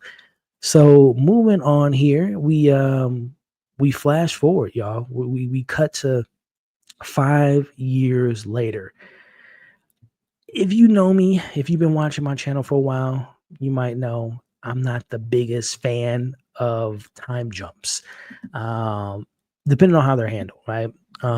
Like, I always feel like when you jump ahead in time, there's a lot of off-screen development. There's a lot of off-screen relationships that are developed, that are broken apart, as we see in this first episode. But from what I understand about this second game, this isn't a linear story. We're going to be in current times. We're also going to go back in time to, reveal certain things. So I'm hopeful that this is one of those situations where what we see our characters going through in the present, and then when we do flashback, there's a correlation to, like, okay, this is the reason why this character does this, and this is the why this relationship like that. So I hope it's a balance, and we're not spending an entire episode flashback. We're not spending, there's not moments where we're like, okay, why is this the way it is? So I'm intrigued to see how they handle that time jump, because obviously Ellie at 14, Ellie at 19 is different. Joel at 45 is different at 50, or however old he is. 5 years is a lot of time. So with that being said, we see Ellie 5 years ahead, new tattoo. She's a brawler. She's a fighter. She's, obviously we see this scene as obviously a part of practicing, with there's a lot of threats out there. So we see her practicing here, and, this is a big dude. Again, he says he was holding his punches, but she took him down with ease. So this kind of goes to show you, again, not only has she grown from, an age perspective, but she seems to be a little bit more stronger. She has a little bit more combat skills, because she was not able to do certain things that we see in this opening scene from 5 years ago. So it is cool to kind of get that understanding that not only has time passed physically, but also mentally, and emotionally, and she can do more than what she was able to do when she was a kid, a teenager. So really excited to see what other skills Ellie has established as we go throughout the rest of this season, and seeing other things. We also see her training with Tommy later in this episode, taking the shot. So again, we're building to this, what has gone on with these characters. Again, when you have, and that's a kind of thing about these premiere episodes, is like, it's the, I don't say unfortunate thing with that premiere episodes, but you always got to play that catch up game. You got to remind your audience where we were last at, with these characters, where these characters are now. It's always a interesting balance to show the now, the present versus the past and the future. So I think this episode did a decent job of reestablishing us in this world, and reestablishing these relationships, and catching us up to speed, and catching us up to these characters and what they've been. So again, liking what I'm seeing so far in these first, establishing shots, these first 10 minutes or so in the episode, just to kind of remind us that this is a cruel world, a dark world, a world that is unforgiving to the people here. But as we kind of move on, we also meet another character who seems to be someone that we should be keeping an eye out for. Jesse, played by this young actor here who I'm familiar with. He was in Beef. If you guys haven't seen Beef on Netflix, phenomenal show. He was a pretty big character in that, and he seems to be a big character in this season. Jesse seems to have a past relationship, on again, off again relationship with Dina, who we'll talk about, played by Issa. Issa, it's not Issa, but I can't think of her name right now. But Dina is a very big character, and he has a relationship with her, and it seems like there might be a on again, off again situation going on, a little triangle, love triangle that they're establishing early on with this these young people that I'm really excited to see where that goes. But I wonder if Jesse has any jealousy that we'll be seeing in the future episodes. But as we establish, again, we go back to catching up. I think last time we were here, it was still being established, still being built. And Paul says, Dora. Yeah, Dora. Is it Issa? Marcet? I can't think of her name right now. Isabella Marcet. There we go. I know I was going to finally catch it. But yeah, we're in Jackson, Wyoming. And last time we were here in this establishment, this wasn't as big as it is now. So again, that 5-year jump is giving me very much, Walking Dead vibes out there from a Walking Dead fans out there. Y'all remember we would go to one place with Rick and the crew. And we eventually found that town, which was demolished by Negan. But nonetheless, again, the importance of this scene here is to kind of show us that the world has built out. This world's larger. There's more stakes at hand. There's more people involved. There's relationships that's been developed, and there's more people to look after, as we see within this, this opening shot here. And again, it just lets us know where we've been to where we've come and where things are again, and within these opening scenes here. And I'm really excited to see what other new characters that we establish in this new town and what other relationships have been built over this time. But something that does play a big part in this opening scene that comes back a little bit later is the pipeline that's going to be, distributing the water throughout the town. Seems to be in a position where things can affect people. So that's going to be really interesting to see. Like, again, I can't remember if the fungi, the cordyceps, the disease that's infecting people, if it's only passed through with being bitten, or if you could be affected by consuming water, drinking. I would assume it has some effect on you. So that's going to be really interesting to see how that plays out, and if there's going to be something that can destroy this town and destroy these people of the town due to it spreading across via the water, the food supply, and things of that nature. So again, it's always something to be keeping your eye out for. Is this world is so cruel, right? You can't have anything for more than a couple years before it all goes to shit. So that is something to look forward to in the weeks ahead. But speaking of weeks ahead, man, we saw where Ellie is 5 years from now, and it's only right that we catch up with Papa Joel, man. Look at Pedro. They put a little salt and pepper. I mean, I think he has a little salt and pepper in his hair, or he has darker hair, but they aged him up, man. I believe it. He looks like he's older. He's aged up. He has a little bit more of a, the glasses, and again, the hair and the beard. I mean, he's still Pedro, he's still got the swag, but they aged him up. He's 5 years older as he's having this scene. Yeah, old man Joel. But with that, like I said, that 5 years comes with knowledge, comes with, he's a dad again, right? So to Ellie, even though Ellie is not being as open to him as he is to her. But I like that they established this scene between Joel and Dina. And I like that. I think, him teaching her about the circuits and how to operate all this stuff is going to probably come into play at some point. I would imagine that's going to be something that's going to be key. But Dina's nice, man. I like Dina so far. Like I said, Isabel Marcet is a really good actress. I like everything I've seen her in. She's come a long way from, what was the first? I think Sicario 2 was the first thing I've seen her in. And she was next in one of the Transformers movies, which was it The Last Night, I think. The one with the dinosaurs. They all like the trend. They all mushed together. I can't remember which one exactly, but yeah, she's come a long way, man. And she's getting her big break, and deservingly so. She's in this. She'll be in She was in Alien Romulus last year. She's going to be in new Superman movie as Hawk Girl. So I like Dina.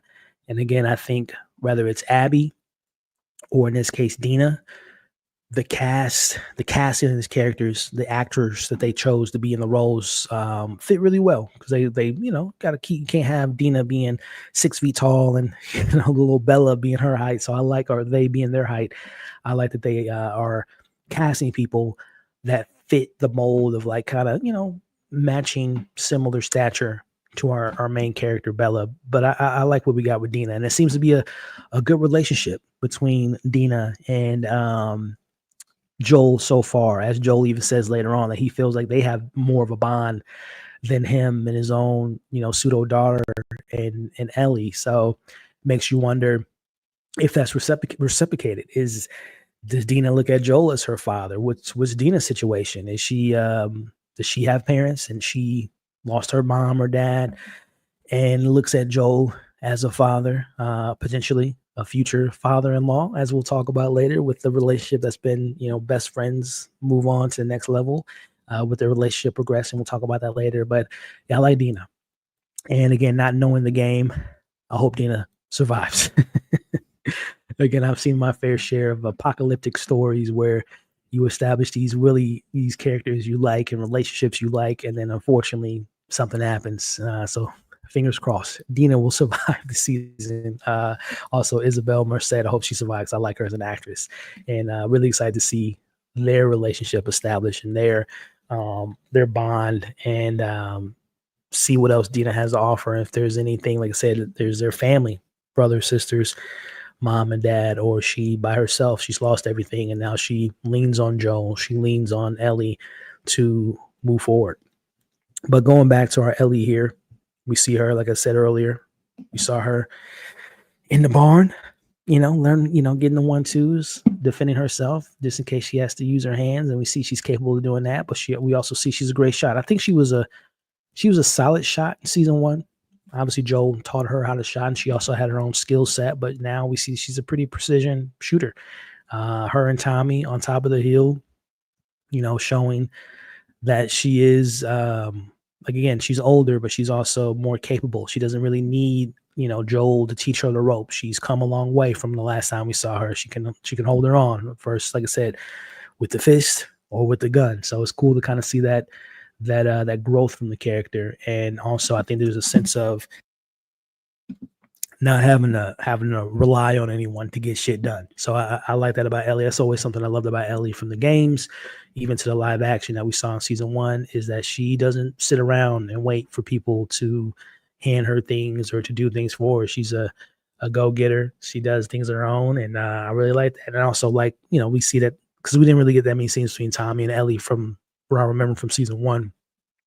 So you would imagine that through that 5 years and this disconnect that Ellie and Joel has, maybe Ellie has leaned on Tommy a little bit more, right? As not a replacement of Joel, but placing that, filling that void of that fatherly figure-ish, or, in this case, if they were in a relation, fathers to be an uncle, looks at him as an uncle figure, and, taking life lessons from him and not necessarily from Joel like she used to. And I'm sure that has to kill, Joel. Obviously that upsets him, that their relationship. And we'll talk about, is it more of her being, a teenager, 19 years old, or is it more to do with the truth of him, what he did? Now, something that we all know about Ellie is she is a rebel. She likes to stir stuff up. She likes to stir the pot up. And as we see kind of early on in this scene here between Tommy and Ellie, as he tells her, you're a quick learner, but you got to slow down. You're doing these recons and these things all by yourself. You're running off and doing things that just going to get you killed. So you got to be smart. You can't be so gun-ho. You can't be so rebellious. You can't be so, shoot first, ask question later. And she mentions he says, well, I can't get bit, Tommy. So she does I've been bit, everyone, and no one hears her. it's going to be interesting to see that progression again from the 14 to now 19-year-old, the maturity level from when she was, teen to where she's at now. This was very kind of immature, if you ask me. Like even though no one was out there, you still can't take that chance, right? If someone hears you and learns about the uniqueness about you and how valuable she is, it's all fun and games if someone gets hurt. So again, I'm sure that the as people are saying in the live chat, the stubbornness of a teenager clashed in with the maturity that we know that she does have at this point, but also this world that they're in. You have to grow up much faster than you would imagine. So hopefully it doesn't become a situation where that lack of maturity and the kind of immature nature and the kind of stubbornness, like you all have mentioned in the live chat, doesn't have a lesson that's going to come with that, where something's going to happen, where she's going to have to understand that everything is not a joke. Her not being affected is not something to joke around with or to blurt out loud for her safety, but also people around her. So it's going to be really interesting to see this next level of Ellie and seeing where her level of, again, being a teenager, but also having the responsibility of being an adult in a situation and that she finds herself in. So we're going to see, man. We're going to see. And again, for my video game players out there, let me know, again, without spoiling anything, is there a level of immaturity from her in the video games? And it takes something to happen to her or to someone she loves for her to fully, grow up and to a much older than what she has to be, at 19. So again, responsibilities, lessons, growth. Moving on to another kind of a smaller scene, but a scene that I think will have further impact is the scene between, Joel, and we see he's the foreman. He's the guy that he's naturally a leader. I don't think he's like uh, the mayor of the town, but I think as the foreman, he's the one that's engineering and putting together all these homes, making sure that these people that are coming into the town have a place to lay, have a bed to lay in and a roof over their head. But you hear a little bit of that old Joel, that, the more hardened version of Joel, when he's telling her, like, yeah, you want me to build things faster, but we can't keep letting all these people in, right? There comes a point where we got to fend for our own. We can't just be so, kumbaya and so welcoming to these outside strangers. As she reminds him in the scene that, at one point you were a stranger, Joel, and we accepted you. But, in this hardened world, I kind of stand on Joel's side to an extent. Of course, you want to bring in new allies and build your community and rebuild the world. Essentially, at some point you have to have some type of normalcy, but at the same time, Joel knows that there's evil things that lurk outside of these walls besides the infected. There are terrible human beings that will take what you have. So I understand where Joel's coming from, but also understand where she's coming from, where again, you can't just rely on just forging this community without expanding, without, building new homes, but building new relationships and people, expanding your community just in case there's big threats and what have you within this community being built. So I think this conversation will be pivotal moving forward as far as letting new people in. We know at the end of this episode is a group of people who we know to be set up right now as the bad people with Abby and her crew, but will they let them into their home? And what will be the consequences of allowing new incomers into your home where your family lays, right? So I think that's something to keep an eye out for, is that kind of that tug and pull of being kind, good Samaritan, welcoming outsiders. Because at one point they were all outsiders that were brought into it. But to what extent does that growth of a community, to the detriment? Is there an issue that can come with that? We'll have to find out. So definitely excited to see that, again, that conversation being had about placing your faith in humanity and trusting people. And again, man, they very early on, they're establishing the relationships. Tommy has a kid now, and the stakes are higher. The stakes are larger. The world's expanding. And typically when things like that happen in these type of stories, they don't always end up good. So we'll see with if these new characters and these relationships, if they make it through to the season, or if we, unfortunately, as we experienced in season one, there comes a time when we're going to lose some characters. So that's going to be always something to keep an eye out for moving forward. But one thing that I do love about this time jump that we do see is that I'm an advocate, even though I don't do it myself, I need to, but I'm an advocate to speaking to people, right? In the form of therapy. As we see Joel meeting with Gail, who was played by the incredible, we talked about in the live stream. Shout out to Aisha bringing up, the great character that we know her for is Kevin. Was it McAllister in the McAllister family? I think that's their last names, but talking about Home Alone, Kevin. We got Catherine O'Hare, who's just been she's had a great career, but I feel like there's like this new chapter, right? Schitt's Creek and Beetlejuice coming back for that role. And if you guys watch Apple TV Plus, she's in the studio. She's great in that. And she's in various other roles that she's been in for the last few years. And it's always great to see her. And I love that she gets to play, get a little, she's 9 times out of 10, she plays comedic roles because she's hilarious. She's great at that. She's a great comedic actress.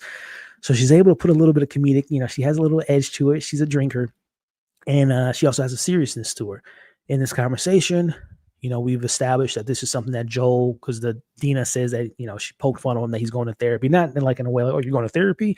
What's wrong with you? Like, no, she's like, oh, you're actually facing your demons. You're letting out your past and talking to someone, which is good because we know Joel has his demons, has his trauma he likes to suppress, which isn't always good. But it's good to see him having this therapy, having these conversations with Gail. But the thing that's interesting about this, again, going back to season one's thesis or kind of the backbone and foundation and the themes, one of the themes was forgiveness in season one. And we find out in the scene that Gail and Joel have a history, and that history involves Joel killing her husband, who she says in this scene, she celebrated, this is the first year in 41 years, so she hasn't been able to celebrate her birthday with her husband, Eugene.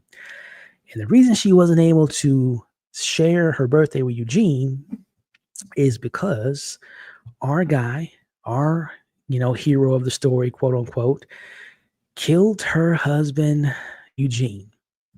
Now, from what I can recall, I don't remember Eugene in season one. During our live stream, during the watch party, I did a quick little Google search. And from my understanding, Eugene isn't in The Last of Us Part 1. He is a Part 2 character. Now, from what I understand, he's briefly mentioned in the game, but they don't expand upon it. They don't show us what happened to Eugene. I think they said that he, and from what I gather, and you all can look this up just to verify this, he died of natural causes. And I didn't see any mention of a Gail, so I think Catherine O'Hare, and correct me if I'm wrong, I believe she's a new character just established for this series. So, yeah, what happened to Eugene, y'all? How long ago was this? She said this is her first year, so I would imagine it was over a year ago that whatever happened between Eugene and Joel. What's going on, y'all? Was Eugene a bad guy? Was it a misunderstanding? Did he do something to Ellie? Are they doing a bait and switch? We're always, I'm thinking that the beef between Joel and Ellie has to do with the lie. She found out that he killed those doctors in season one that could have potentially saved the world with the cure. Maybe Eugene, Ellie, Joel got into a situation and, maybe that's where the anger comes from. I doubt it, but, that's the potential. So what happened? What happened, y'all? And also, too, shout out to Gail, because you're sitting across the room from the man that killed your husband, and you are giving him your energy. You're giving him a sense of peace by talking to him, allowing him to express himself. So that's big ups on her to have that level of maturity and care to help someone else in a place of need. So, yeah. I'm ready for that flashback. I'm assuming we're going to get that because, again, based on season one, there were things that happened in the video game that was briefly mentioned. I think about the relationship between Bill and Frank, if I'm not mistaken, episode 3 of season 1.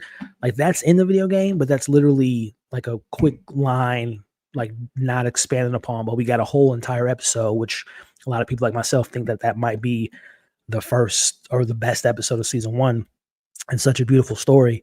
So who's to say we might get a Eugene, Gail and Joel flashback that I'm not going to say is going to rival that episode, but context matters.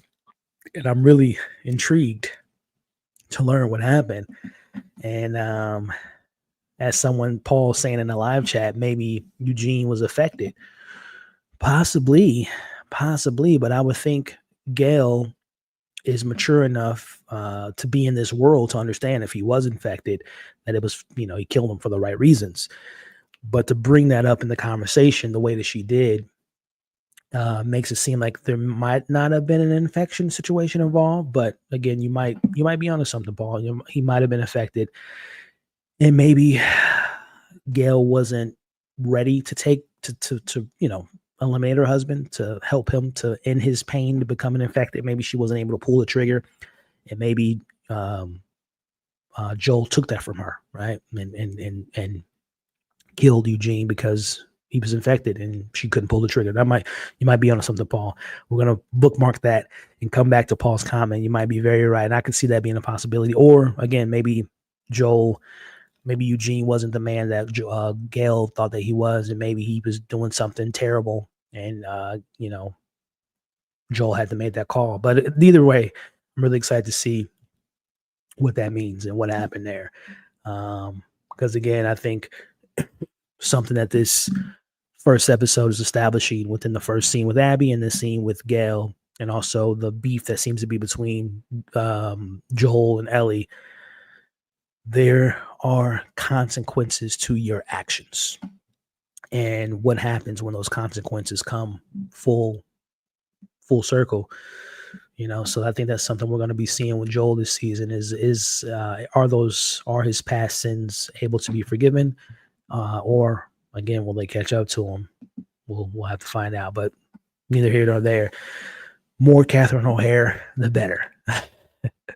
Really excited to learn more about her and see if Joel will ever admit to her the truth. Because there's something to remember about that truth that he knows about Ellie. That's not something you want to divulge to just anyone and everyone, no matter if they are part of your community or if they are your therapist in this case. You got to keep some things close to the chest. So it will be interesting to see if the truth ever does come out to what he did to Ellie, which again, the debate, was it right? Was it wrong? It's that big conversation. Do you sacrifice one life to save the many, right?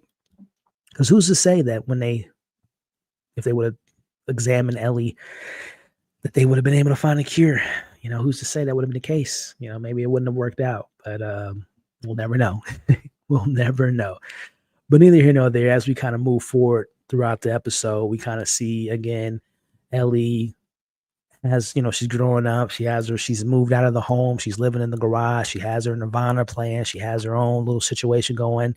As we see Dina and her having their little scene again, establishing their relationship, that they seem to have a bond, an understanding. It was established that they're best friends at this point. They've established this relationship, and you can kind of get a sense, especially when Dina comes closer to Ellie, and as they're going to go to their recon, and she's putting her gun on and strapping her up. You can see we know Ellie from season 1 when she has that look, like when she had her her best friend that died in the mall, which was a beautiful episode. She's found again. It's about season 1 was about opening yourself, rediscovering humanity, finding those moments of compassion, find those moments of love, and find those moments of being a human again. So we've seen that she's kind of opened herself up and established a new relationship. And Dina makes her nervous, man. So again, I'm really excited to see these two as scene partners and see this relationship develop and see, is this going to be one of those relationships that they're going to fall hard for each other. This is either going to be a happy love story potentially, or a love story that maybe he doesn't have a happy ending. But I'm hopeful. I want to see where this relationship goes and see what comes but between Ellie and Dina. And again, so far I like their chemistry. They play off each other really well, and I like what I'm seeing here from these two. But again, we talked about young Ellie and her immaturity, and I like a character in my movies and shows that is a little bit more spontaneous and has a little bit more of a personality to him. But it's also a character flaw in Ellie. She's so kind of so about that action. She wants to be a part of the action. She wants to be in the middle of the action. She wants to she's still a kid. She's a teenager, 19, going on 30, being in this violent world that they're in The Last of Us. But as Jesse's giving out the instructions and telling them it's just a basic recon, we're just going out to see if we can find supplies, nothing more, nothing less. If you come across any clickers, or in this case, stalkers, if there's one or two, sure, but if there's more than that, get the hell out of there. But we see Dina, and I think Dina and Ellie are like similar in age, like maybe 1 year, 2 years, maybe max apart, but I think they're the same age. But you know, they're young. They're going out on a mission, and they're like, hey, we can have some fun, right? We can do the job and have some fun at the same time. We're not going to take Jesse too seriously, because I think she said Jesse's like 4 years older than them, so they're all around the same age, 19, 20, 23 or so.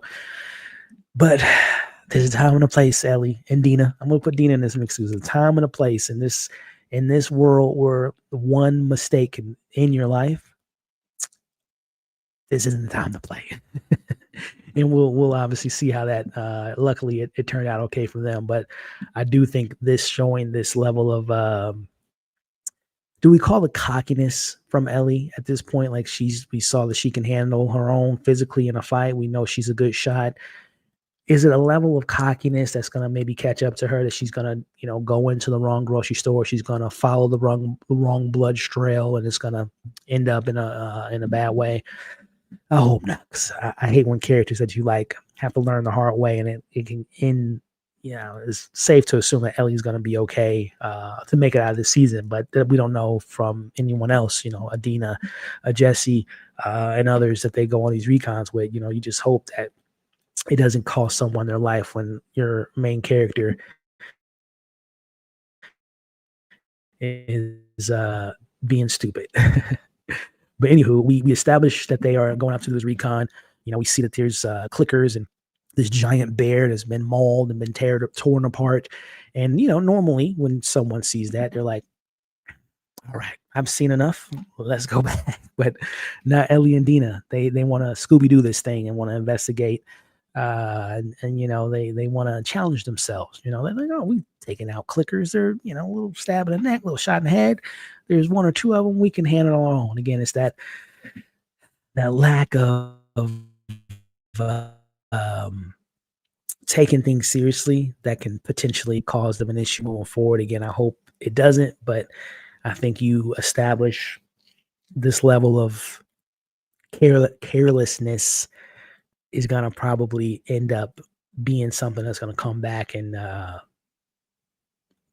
rock their world in not a good way, but maybe in a bad way. But they make their way into this grocer's market. They set up a plan. They see one of the clickers around the corner. A little funny moment between them. You can tell that they've done this before, as far as these recons, these little missions that they survive with. But again, they don't take it that seriously. But we see Dina, send them the plan. Ellie grabbed the bottle, distract the clicker, and we see Ellie is able to, hold her on. She's jumping on the clicker like a little Chucky doll, and not much fuss to make over it. But I do want to bring up the fact that one of the things that I forgot how much I loved about this show, and also just the video game, is the incredible sound design from the clickers, right? I just love that. I'm not going to do it because I don't want to, if you guys have headphones on, so it's not the most pleasing sound, but y'all know the sound the clickers make. But again, we see Ellie using those skills that we saw in the first scene with her being able to take it out this clicker with pretty good ease, right in the neck there. So shout out to Ellie making light work of a infected person without much fuss. She was able to take him out pretty easily. But again, the cockiness, the carelessness. She falls in the middle, softer of the wood, makes a bit of a noise. Dina's trying to figure out how she's going to save her. As she's doing that, classic, zombie apocalyptic infected scene where you have someone crawling in the background, and of course, as I said in the watch party, the tension's there, but the stakes aren't really there because we know Ellie can't die by being bitten. But as someone mentioned on live stream, that doesn't, just because she can't die from getting bitten doesn't mean it protects her from death. Something else could have happened to her in a situation, guys, as she's kind of playing with her food, as they say, and not taking the severity of the situation with seriousness, right? She sees this clicker, and this clicker is not like a normal clicker. It's kind of playing with her, right? It's luring her in. And from my recollection, these are called stalkers. Now, apparently in the lore, when I was looking this up, the stalkers they were introduced in the first game. I don't remember them being introduced in the first game. They may have been, but I'm pretty safe to assume that they weren't introduced in season 1 because of when Ellie ultimately defeats this stalker, as she calls it, and they are physically called. There's runners, stalkers, bloaters. There's like 5 different infected levels. I think stalkers are level 2, where they're kind of still fresh. They still have a little bit of their human tendencies, as we saw here, kind of playing this game of cat and mouse. So it's interesting to see the evolution of the clicker, stalkers, and so on and so forth. So I'm really excited to see this season kind of explore the different variations of these infected, and it's a pretty scary situation, right? Like I know these aren't technically called zombies, but we think of them as zombies because they're dead, but they're reanimated with the infection. But the runners, the like savage, crazy infected type of creatures are always the scariest to me because of just like the scary nature of like you can't control something that's just literally running at you 100 miles per hour without an on or stop switch. They're just literally looking for blood at any cost. But when you think about when you have an infected individual like this that's able to kind of stalk its prey, hence the name of stalkers, that's a scary situation because they have a little of intellect, a little bit of that smart strategy behind them that can be a bad situation if you're not paying attention and paying attention to your surroundings. So this is interesting. And also too, I mentioned the sound design, the production team, hair and makeup of these things that's on the screen now. So excited to see more of these and seeing obviously the greatness of season 1 allowed the budget, just being such a hit show, you would imagine the budget has went up. So we're going to be getting these gnarly designs that I'm a big fan of in this show that I love seeing. But we see again, Ellie, it's establishing this first episode that there's a carelessness of Ellie. She's mature, but she hasn't matured entirely. She still kind of plays around. And I mean, look, man, obviously she can't die from being affected, but we see she gets bitten here. And I think this is just a sign to show that there's still, like I said, she's 19, but there's still a lot of growth to be had with Ellie. And Aisha brings up in the comments, was that a bear scratch? It's a great point. Yeah, I'm assuming that was the stalker, the infected, was the one responsible for the bear, eliminating the bear. So it's a good call, Aisha. Yeah, I'm pretty sure that is tied together. But again, this bite here just goes to show that Ellie needs to be careful, man. Can't be playing around, can't be effing around with these infected, because if that was Dina, she's not immune like you, right? So she has to be more careful, and I hope that something like this is just a reminder the world that they're in, and you can't take things for granted. You can't play with your enemies like that. So as we kind of round out the episode, we have this committee that I guess are, make all the big decisions. You tell them about the recon, what you see out there, if there's, threats out there, which we know there are, but, where are the threats? What do we have to prepare our town for? What are our, our protocols that has to be put in place? And, she tells them about this. And, right now, it's kind of being underplayed, right? It's kind of being like, oh yeah, there's a level of intelligence there, but I took care of it.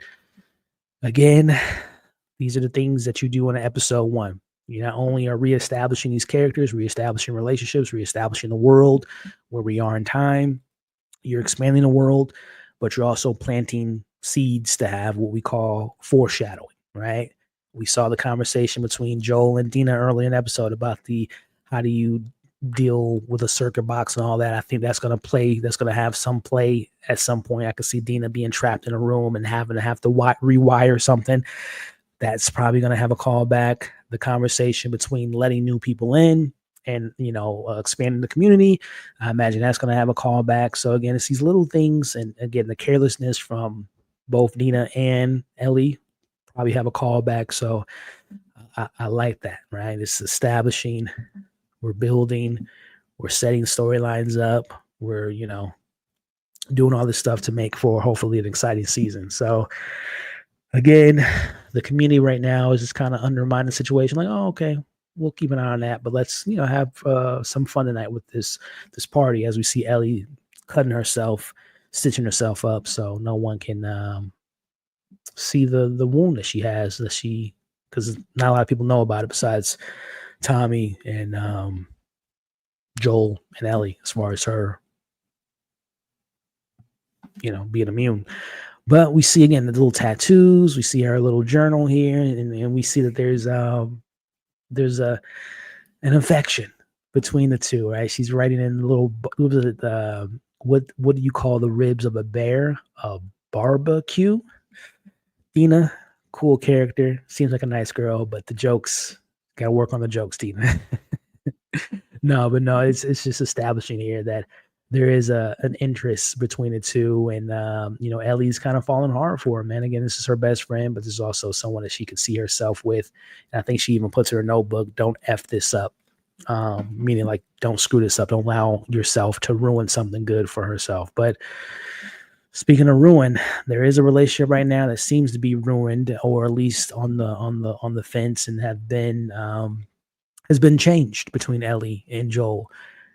So far, episode 1 has established that there is obviously a tension, but the question is this tension, is it established between the thing that I think we've all experienced in our lives with our parents potentially, or older authoritative figures in our lives, mentors, where we get a little bit older, we get a little little cash in our pockets, we get a little responsibilities to take care of, and we have this sense of, I'm older now, which means you have to, the parent or authoritative figure has to give you a level of respect. So is this tension between them that level of respect that Ellie wants from Joel, being a teenager? I don't need your help, as we'll talk about in the next scene coming up here soon. Is that the level of rebellious teenager, antsy, I want to be my own person? Or does she know the truth? Has Joel, I don't know how she would learn the truth besides Joel just admitting to her, because no one else would know what he did besides maybe Tommy. Maybe Tommy told her the truth. But I'm leaning towards that she knows. I think that she knows about it. I don't know if he knows that she knows, and she hasn't confronted him about it. She's keeping that secret for herself. She's just separating herself from Joel, because it doesn't seem to be, or at least on his part, that he doesn't, at least what he told Gail, even though she knew he was lying. But I am curious to know if Ellie already knows what Joel did, which was save her life to, stop the cure from being distributed to others around the world, to stop this virus. So it's going to be interesting to see that moment. I'm very confident whenever it is revealed, or if this is if this scene is alluding to that moment, that it's already been they have had that falling out. Obviously, we're going to probably see that fallout. Or again, if we haven't, if that isn't the beef between the two, whenever we do get that scene, it's going to be heartbreaking, right? Because all of season one, we established this father and daughter relationship that just was so beautiful to watch over those 9 episodes.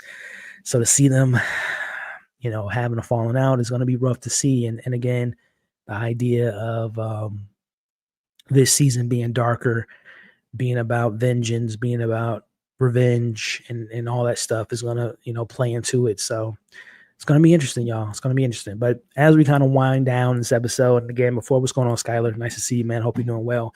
Before we wrap it up, I'll take any questions or anything you guys want to pose before we wrap it up. But again, before we do that, like, share, continue to have your comments for those watching live and those watching on the replay, and consider subscribing. But as we wind down, we're at the party, the little get together. It's New Year's Eve. It's 2029 in this timeline, in this story, 5 years from where we were last seen in season 1.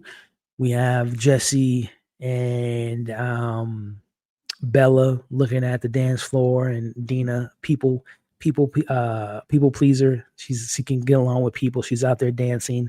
And again, is there a love triangle happening here? Because we see Jesse tells, there's a ongoing understanding that Jesse and Dina have broken up, gotten back together, broken up, getting back together. It's a common theme, right? Especially when you're that age, everything's like so serious, the most important thing in the world, right? But anyway, it's been established that they have an on again, off again relationship. But Jesse apparently says, no, this is it. This is the last time that we're going to be together, which to me, I think maybe Dina told Jesse that she has her eyes on someone else. And that someone else is Ellie. As we kind of see the rest of the scene kind of playing out, they're on the dance floor having a good time. Ellie mentions that everyone on the dance floor is looking at Dina, and Dina, back and forth, and all they're jealous because they want to be in your position, they want to be in your shoes or whatnot. And we see again, it's really good chemistry. I think when you have a relationship like this that you can just tell, even for someone like me that hasn't played the game, you can tell that this is going to be one of those important relationships, those pivotal moments in Ellie's life that she's going to always remember. And it's this relationship she's going to really take seriously and really hold near and dear to her heart. So we see them, Dina, very smooth talker. I like the swagger that Dina comes with. She tells Ellie, everyone wants to be you right now. And when we see them share, I'm assuming this is their first kiss because, again, they were best friends, and now it looks like their relationship is going to go to the next level. So exciting stuff, man. Again, Ellie finding herself, growing up, maturing, having these new relationships from this new character from Dina who I really like. But unfortunately, there's people in the community. I think his name was Seth. I've seen this guy before. He's like one of those actors you've seen a million times. I feel like he was in Batman. Was he in one of the Batman movies? I'll have to look it up. But Seth, initially, he's like, hey, this is a family get together. And it's like, oh, sure. I mean, sure. Kids, you don't want to be making out in front of kids. But it's like, but is there something else, Seth, that you don't like about what they're doing? As he, says a derogatory term towards them. And, again, we've established that Ellie is a no nonsense character. She's, ready to throw them hands and tell Seth how she feels about him, about the little comment that he makes. But then comes Papa Joel, and he's no one you want to mess with, right? You don't want to get on his bad side, as has been established. He kills people's husbands, as we saw with Gail. But yeah, we all know that dark side is still in Joel. No matter how many sessions of therapy he's had with Gail, he still has that anger, especially when you mess with someone he loves and he cares about. In this case, his daughter, his pseudo daughter, and Ellie. But unfortunately, again, Ellie, is she mad at him because she knows the truth? Is she mad at him because she's a teenager? Is she mad at him because she doesn't want him, as she says, get out of my life? I don't want you in my life. And she specifically says, I don't need your help, which to me means, and I could be wrong, but I think she knows what he did, but I don't know if he knows that she knows what he did. or maybe he does, but I just feel like there is a sense of when specifically when she says, "I don't need your help." To me, that's a callback to you should have never stepped in, been overprotective, and stopped those doctors from doing what they need to do in order for me to save the world. Um, I'm on the fence about it. I'm leaning towards that she knows, but I don't think Joel knows. Or again, it could just be again a matter of father and daughter they haven't grown apart in the sense of Joel's grown apart from her, but Ellie has grown apart from him just because, she's older. She wants to be her own person. He is overbearing, as we know, as a protector. He even knows that. So it's going to be really interesting to see what happened in those 5 years, right? And if she knows the truth, it's going to be really exciting to kind of find that out. But it breaks my heart. It breaks my heart to see this this relationship that we've come to love, and to see that love be not there anymore. So it's gonna suck to see that back and forth. We see Joel, fixing the guitar, which I'm gonna imagine is something important between them. That bond they probably have between the guitar and she. For a second there, you thought maybe Ellie was gonna go to the porch and play guitar with her old man, but nope, she's walking right past him and going about her life. So it sucks, man. It's going to be interesting to see this relationship and us as the audience find out what happened in the 5 years and between the two for her to be so upset with Joel. But, as this show likes to remind us, there are bigger things to worry about, which is the outside world. They talked about the pipeline, establishing the pipeline, moving things faster to establish a community. We see that the main source to give them what I'm assuming is their water supply. As they're clearing it out, you can see that the fungus cordyceps is growing. The fungi is growing in the weeds, growing in the trees from the outside and into their sanctuary. But what I like about this kind of two-handed situation is the show reminds you there are monsters, literal monsters, literal infected people on the outside that poses a threat to our main characters. But at the same time, they also remind us that it's not always about the literal monsters. It's always about the human monsters, right? The humans in a lot of these stories, right? Walking Dead, apocalyptic stories, the humans are sometimes, most of the times, more worse than the literal monsters, which is something that they set up in the beginning. We find out that Abby's on a mission to kill Joel for, we're assuming, reasons of the people that he killed in season 1, and one of those people having an impact on her and wants revenge. So yeah, we got to worry about, of course, the infected, but also we have this character Abby who seems to be on a vengeance to kill Joel. So how that's going to play out, how that's going to run down, that's what we have to find out for the next 6 weeks, y'all. And I am beyond excited to find out. Again, I am such a fan of this show, but I'm also a fan of the story. I'm also a fan of these creators. I love the fact that Neil Druckmann has taken his story and has not every creator has the opportunity to take their source material and be the one that's spearheading it to the live action, right? Robert Kirkman has that opportunity with obviously The Walking Dead and Invincible. George R.R. Martin had the opportunity with Game of Thrones. So it's not always the case, and it doesn't always work out that way when you have the creators have their hands and be so pivotal. Like, he's directing episodes, writing episodes, executive producer. But this is one of those cases where it's a good relationship where the creator is able to kind of let go of his baby, but also have the opportunity to refine some things, expand upon things. So I'm really excited for someone like myself that hasn't played the game, but I've heard a lot of people say that part 2 for them is better than part 1. So we're going to find out. And from what I understand, part 2 is being split up into 2 seasons.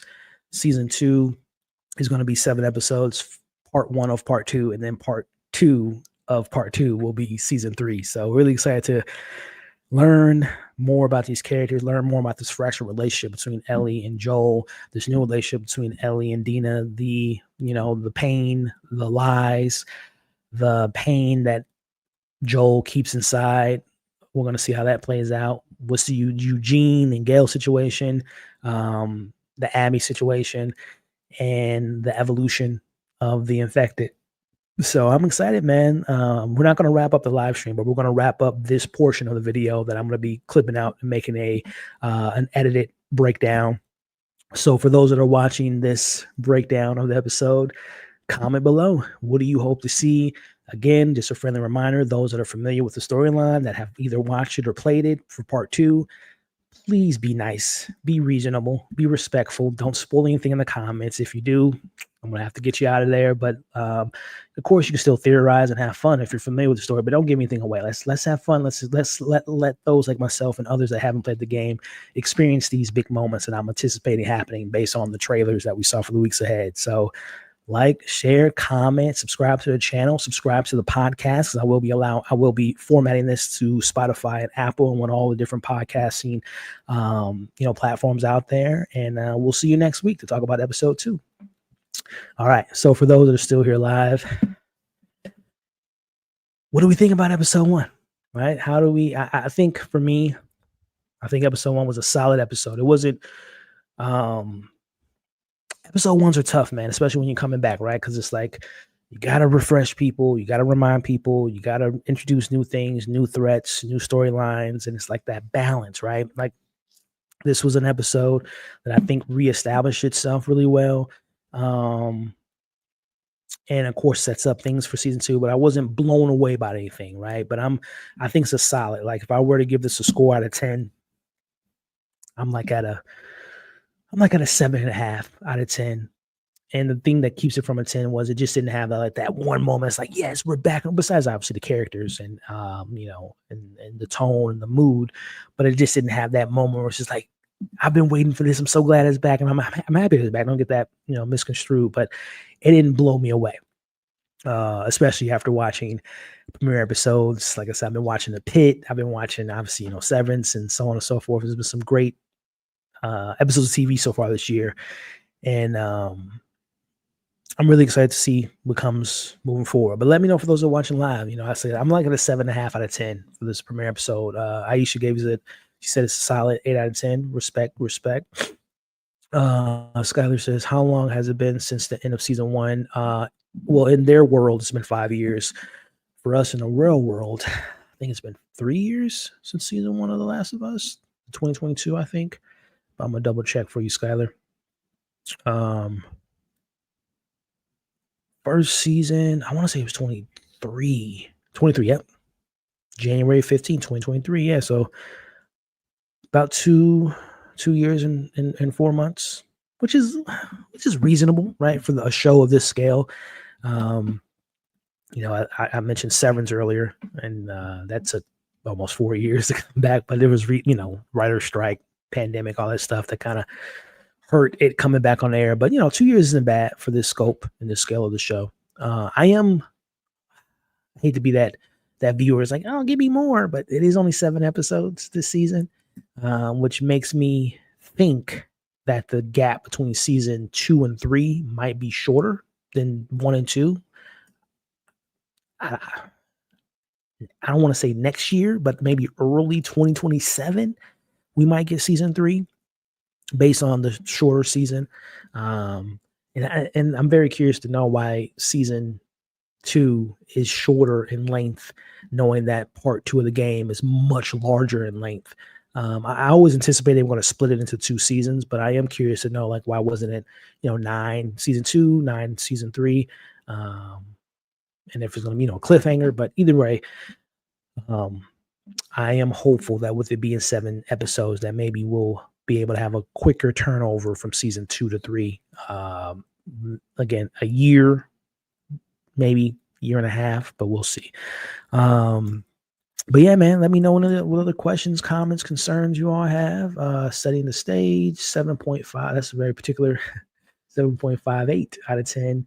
2023, yeah. So 2 years and 4 months. These long breaks between seasons gotta stop. It's hurting to. Yeah, man. I was talking to someone about that earlier today because we were talking about The Pit, which I haven't. If you haven't, like, if I talked about in the live stream, I am loving The Pit. I got like 2 episodes left. Great show. But the reason I bring up the pit is they announced after the finale on Friday that they plan on having a season every single year.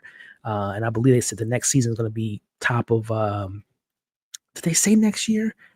Like early next year? Either way, they're going to your point, Scholar, they're trying to, bring it quickly. Now, with that said, I don't want things to be rushed, right? I want it to be well written. I don't want to have things feel like they incomplete. But again, as Skylar just alluded to, was heard in television. Yeah, like me growing up, right? Like back in my day, we were having 20 episodes every 8 to 10 months, right? But at the same time, to be fair, some of those longer seasons and those quick turnarounds, the trigger word for everyone nowadays, which I think they just say that not knowing the meaning, but we used to get a lot of filler episodes back in the day. But now with these 7, 8, 9 episodes, which sometimes feel a little bit of a short change, but most of the time it's more tighter seasons. Like we're getting straight to the point with a lot of these shorter seasons, but the turnaround is a lot longer, right? Which I think has to do with writers. Not a lot of writers out there like there used to be. There's restrictions to budgets.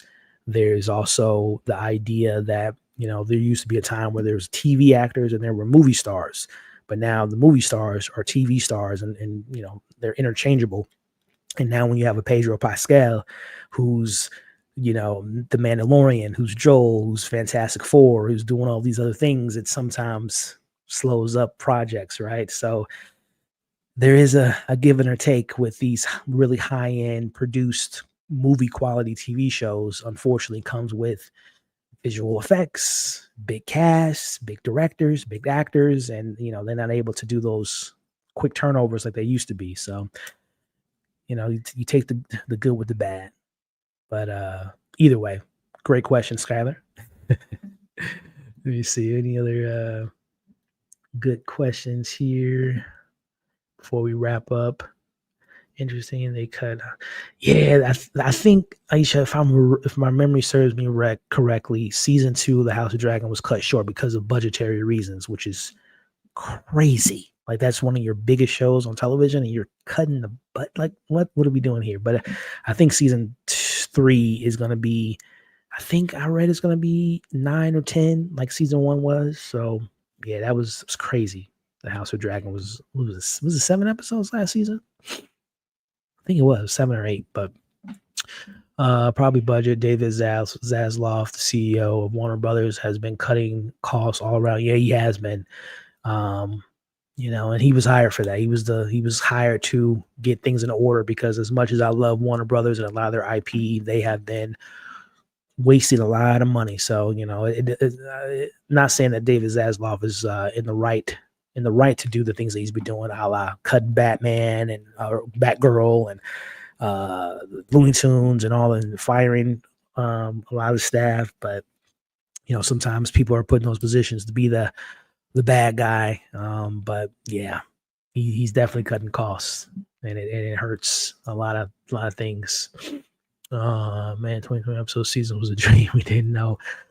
Well, it was nice, but like I said, I do remind you, not all those shows that had those extended seasons, Flash, Arrow, Supernatural, Charmed, the list goes on and on and on about those shows. I remember Daredevil, who was like 13, 14 episodes. Like, yeah, we could have maybe did 9 or 10. But yeah, missed those filler episodes somewhere. Yeah, I mean, filler, and that's the thing too, right, Bobby? I think the word filler has become such a derogatory term in the realm of television, where there were episodes that were filler, but they were, one-off. They were bottle episodes. They were, a little character that we never met before and then got to learn more. So sometimes some of those fillers were a good palate cleanser between week to week, especially from my fans of anime. I know a lot of anime fans are very familiar with filler episodes, for better or for worse. But yeah, I think nowadays when we have filler, it's so like I said, I think it's a word that's misused. But when there are filler episodes, and as we talked about, when you only get 9, 8, 7 episodes, and when you do legit get a filler episode, it's like, come on, you're shortchanging us, number one, but now you're giving us an episode that is a nothing burger, which makes things upsetting. Yeah, I agree with that, Paul. I agree with that. You could see the cut. Yeah, the cut in House of Dragon. There's like a lot of things were like moving so quickly and things were established. So yeah, House of Dragon. I wasn't the biggest fan of the most. I liked season 2, but it was a step down from season 1. David Zaslav was behind the budget cuts at Warner Brothers. Meanwhile, his 2024 paid package was released, and it was up. I don't want to sound ignorant, but I don't think people in those positions, CEOs of companies, $50 million for what? That's crazy, man. And I'm not a pocket watcher, but $50 million, one person, that's crazy, man. And again, not diminishing his job, because I'm sure it's a lot of things that involve, phone calls, meetings, Zoom calls, in-person meetings. By the way, speaking of studio heads, if you guys aren't watching the studio on Apple TV Plus, if you're someone that likes how things are made, how studios come up with ideas, like the Kool-Aid movie, it's a really good show on Apple TV. They do not miss, man. I love Apple TV. But yeah, David Zaslav, $50 million last year. That's crazy. That's crazy, bro. But yeah, 2 years too long. Yeah, depending on the project, it can be. I miss the days when HBO brand was pure before this guy mixed it up with this. Yeah, it is crazy. I was just on Apple or HBO the other day, and it was like sifting through things. I'm like, damn, it's fun to see, certain things like, oh, I didn't know this was on this, but it is kind of like, I don't want to say diluting the brand or watering down the brand or taking away, like you mentioned, the pureness of what HBO used to be, right? It was like very clean, very, obvious what were the premium shows, but now it's just like a mishmash of just so much of nonsense. Great, but some it was not. Filler. Back in the day. I grew up watching DBZ, the truth. Like I said, anime for sure. I never really got into anime, but I know a lot of my friends that are in anime talk about those filler moments. Matthew says, hey, Elliot, I'm a bit late, but really enjoyed the episode and looking forward to seeing where this season goes. Keep up the great work, my friend. Thank you, Matthew. And no worries, I'm going to leave this stream up so you can definitely watch the replay. I'm going to edit the breakdown and probably put that out tomorrow morning. It's a little bit more editorial as far as the breakdown, but I appreciate you being here, brother. Good to see you. All right, final questions before we coming up on 3 hours. I'm gonna wrap up here shortly, but it's bananas. These CEOs have the same 24 hours in a day that we do. They're not doing 50. It's crazy. It's crazy when you think about just how insane these pay budgets, these CEOs get, man. Apple TV Plus good with sci-fi. They're what I thought Sci-Fi Channel will grow. Yeah, Sci-Fi Channel. It's terrible what happened with them. They fell off so hard. Used to be some great stuff. Was Battlestar Galactica on Sci-Fi? I think so at one point. But all right, y'all, we're coming up on 3 hours. First half of this video stream was the watch party. Second half being the breakdown, and this last half being any questions, comments, concerns. We're gonna wrap it up, man. This was fun. Again, based on your feedback from the live stream, but also based on the replay, we'll probably be back next week. I might split the two. I might have like a separate stream for the watch party and then another stream for the after show. We'll see. We'll see how the analytics look after this video is uploaded. But either way, thank you all for joining me tonight. Had fun. Really excited to be back in this season, being back in this world with these wonderful characters. And I'm excited to see what season 2 has to offer us. In the meantime, we'll be back next Sunday.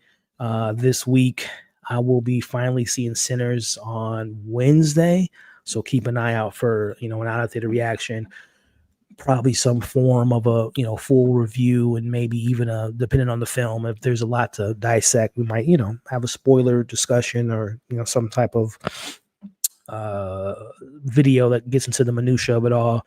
So keep an eye out for that. I'm gonna probably put out a quick review for the A24 film I saw today. And yeah, man, we just gonna keep this train going. And again, thank you all for the support this far. We're getting closer to 80,000, 90, 100, and onward. So I'm really excited for the growth of the channel, and I couldn't be here without you all. So thank you again for tonight. Thank you for the support over the years, and I'll see you guys later in the week. Have a great night. Have a great Monday, and I'll see you all soon. Peace out, everyone.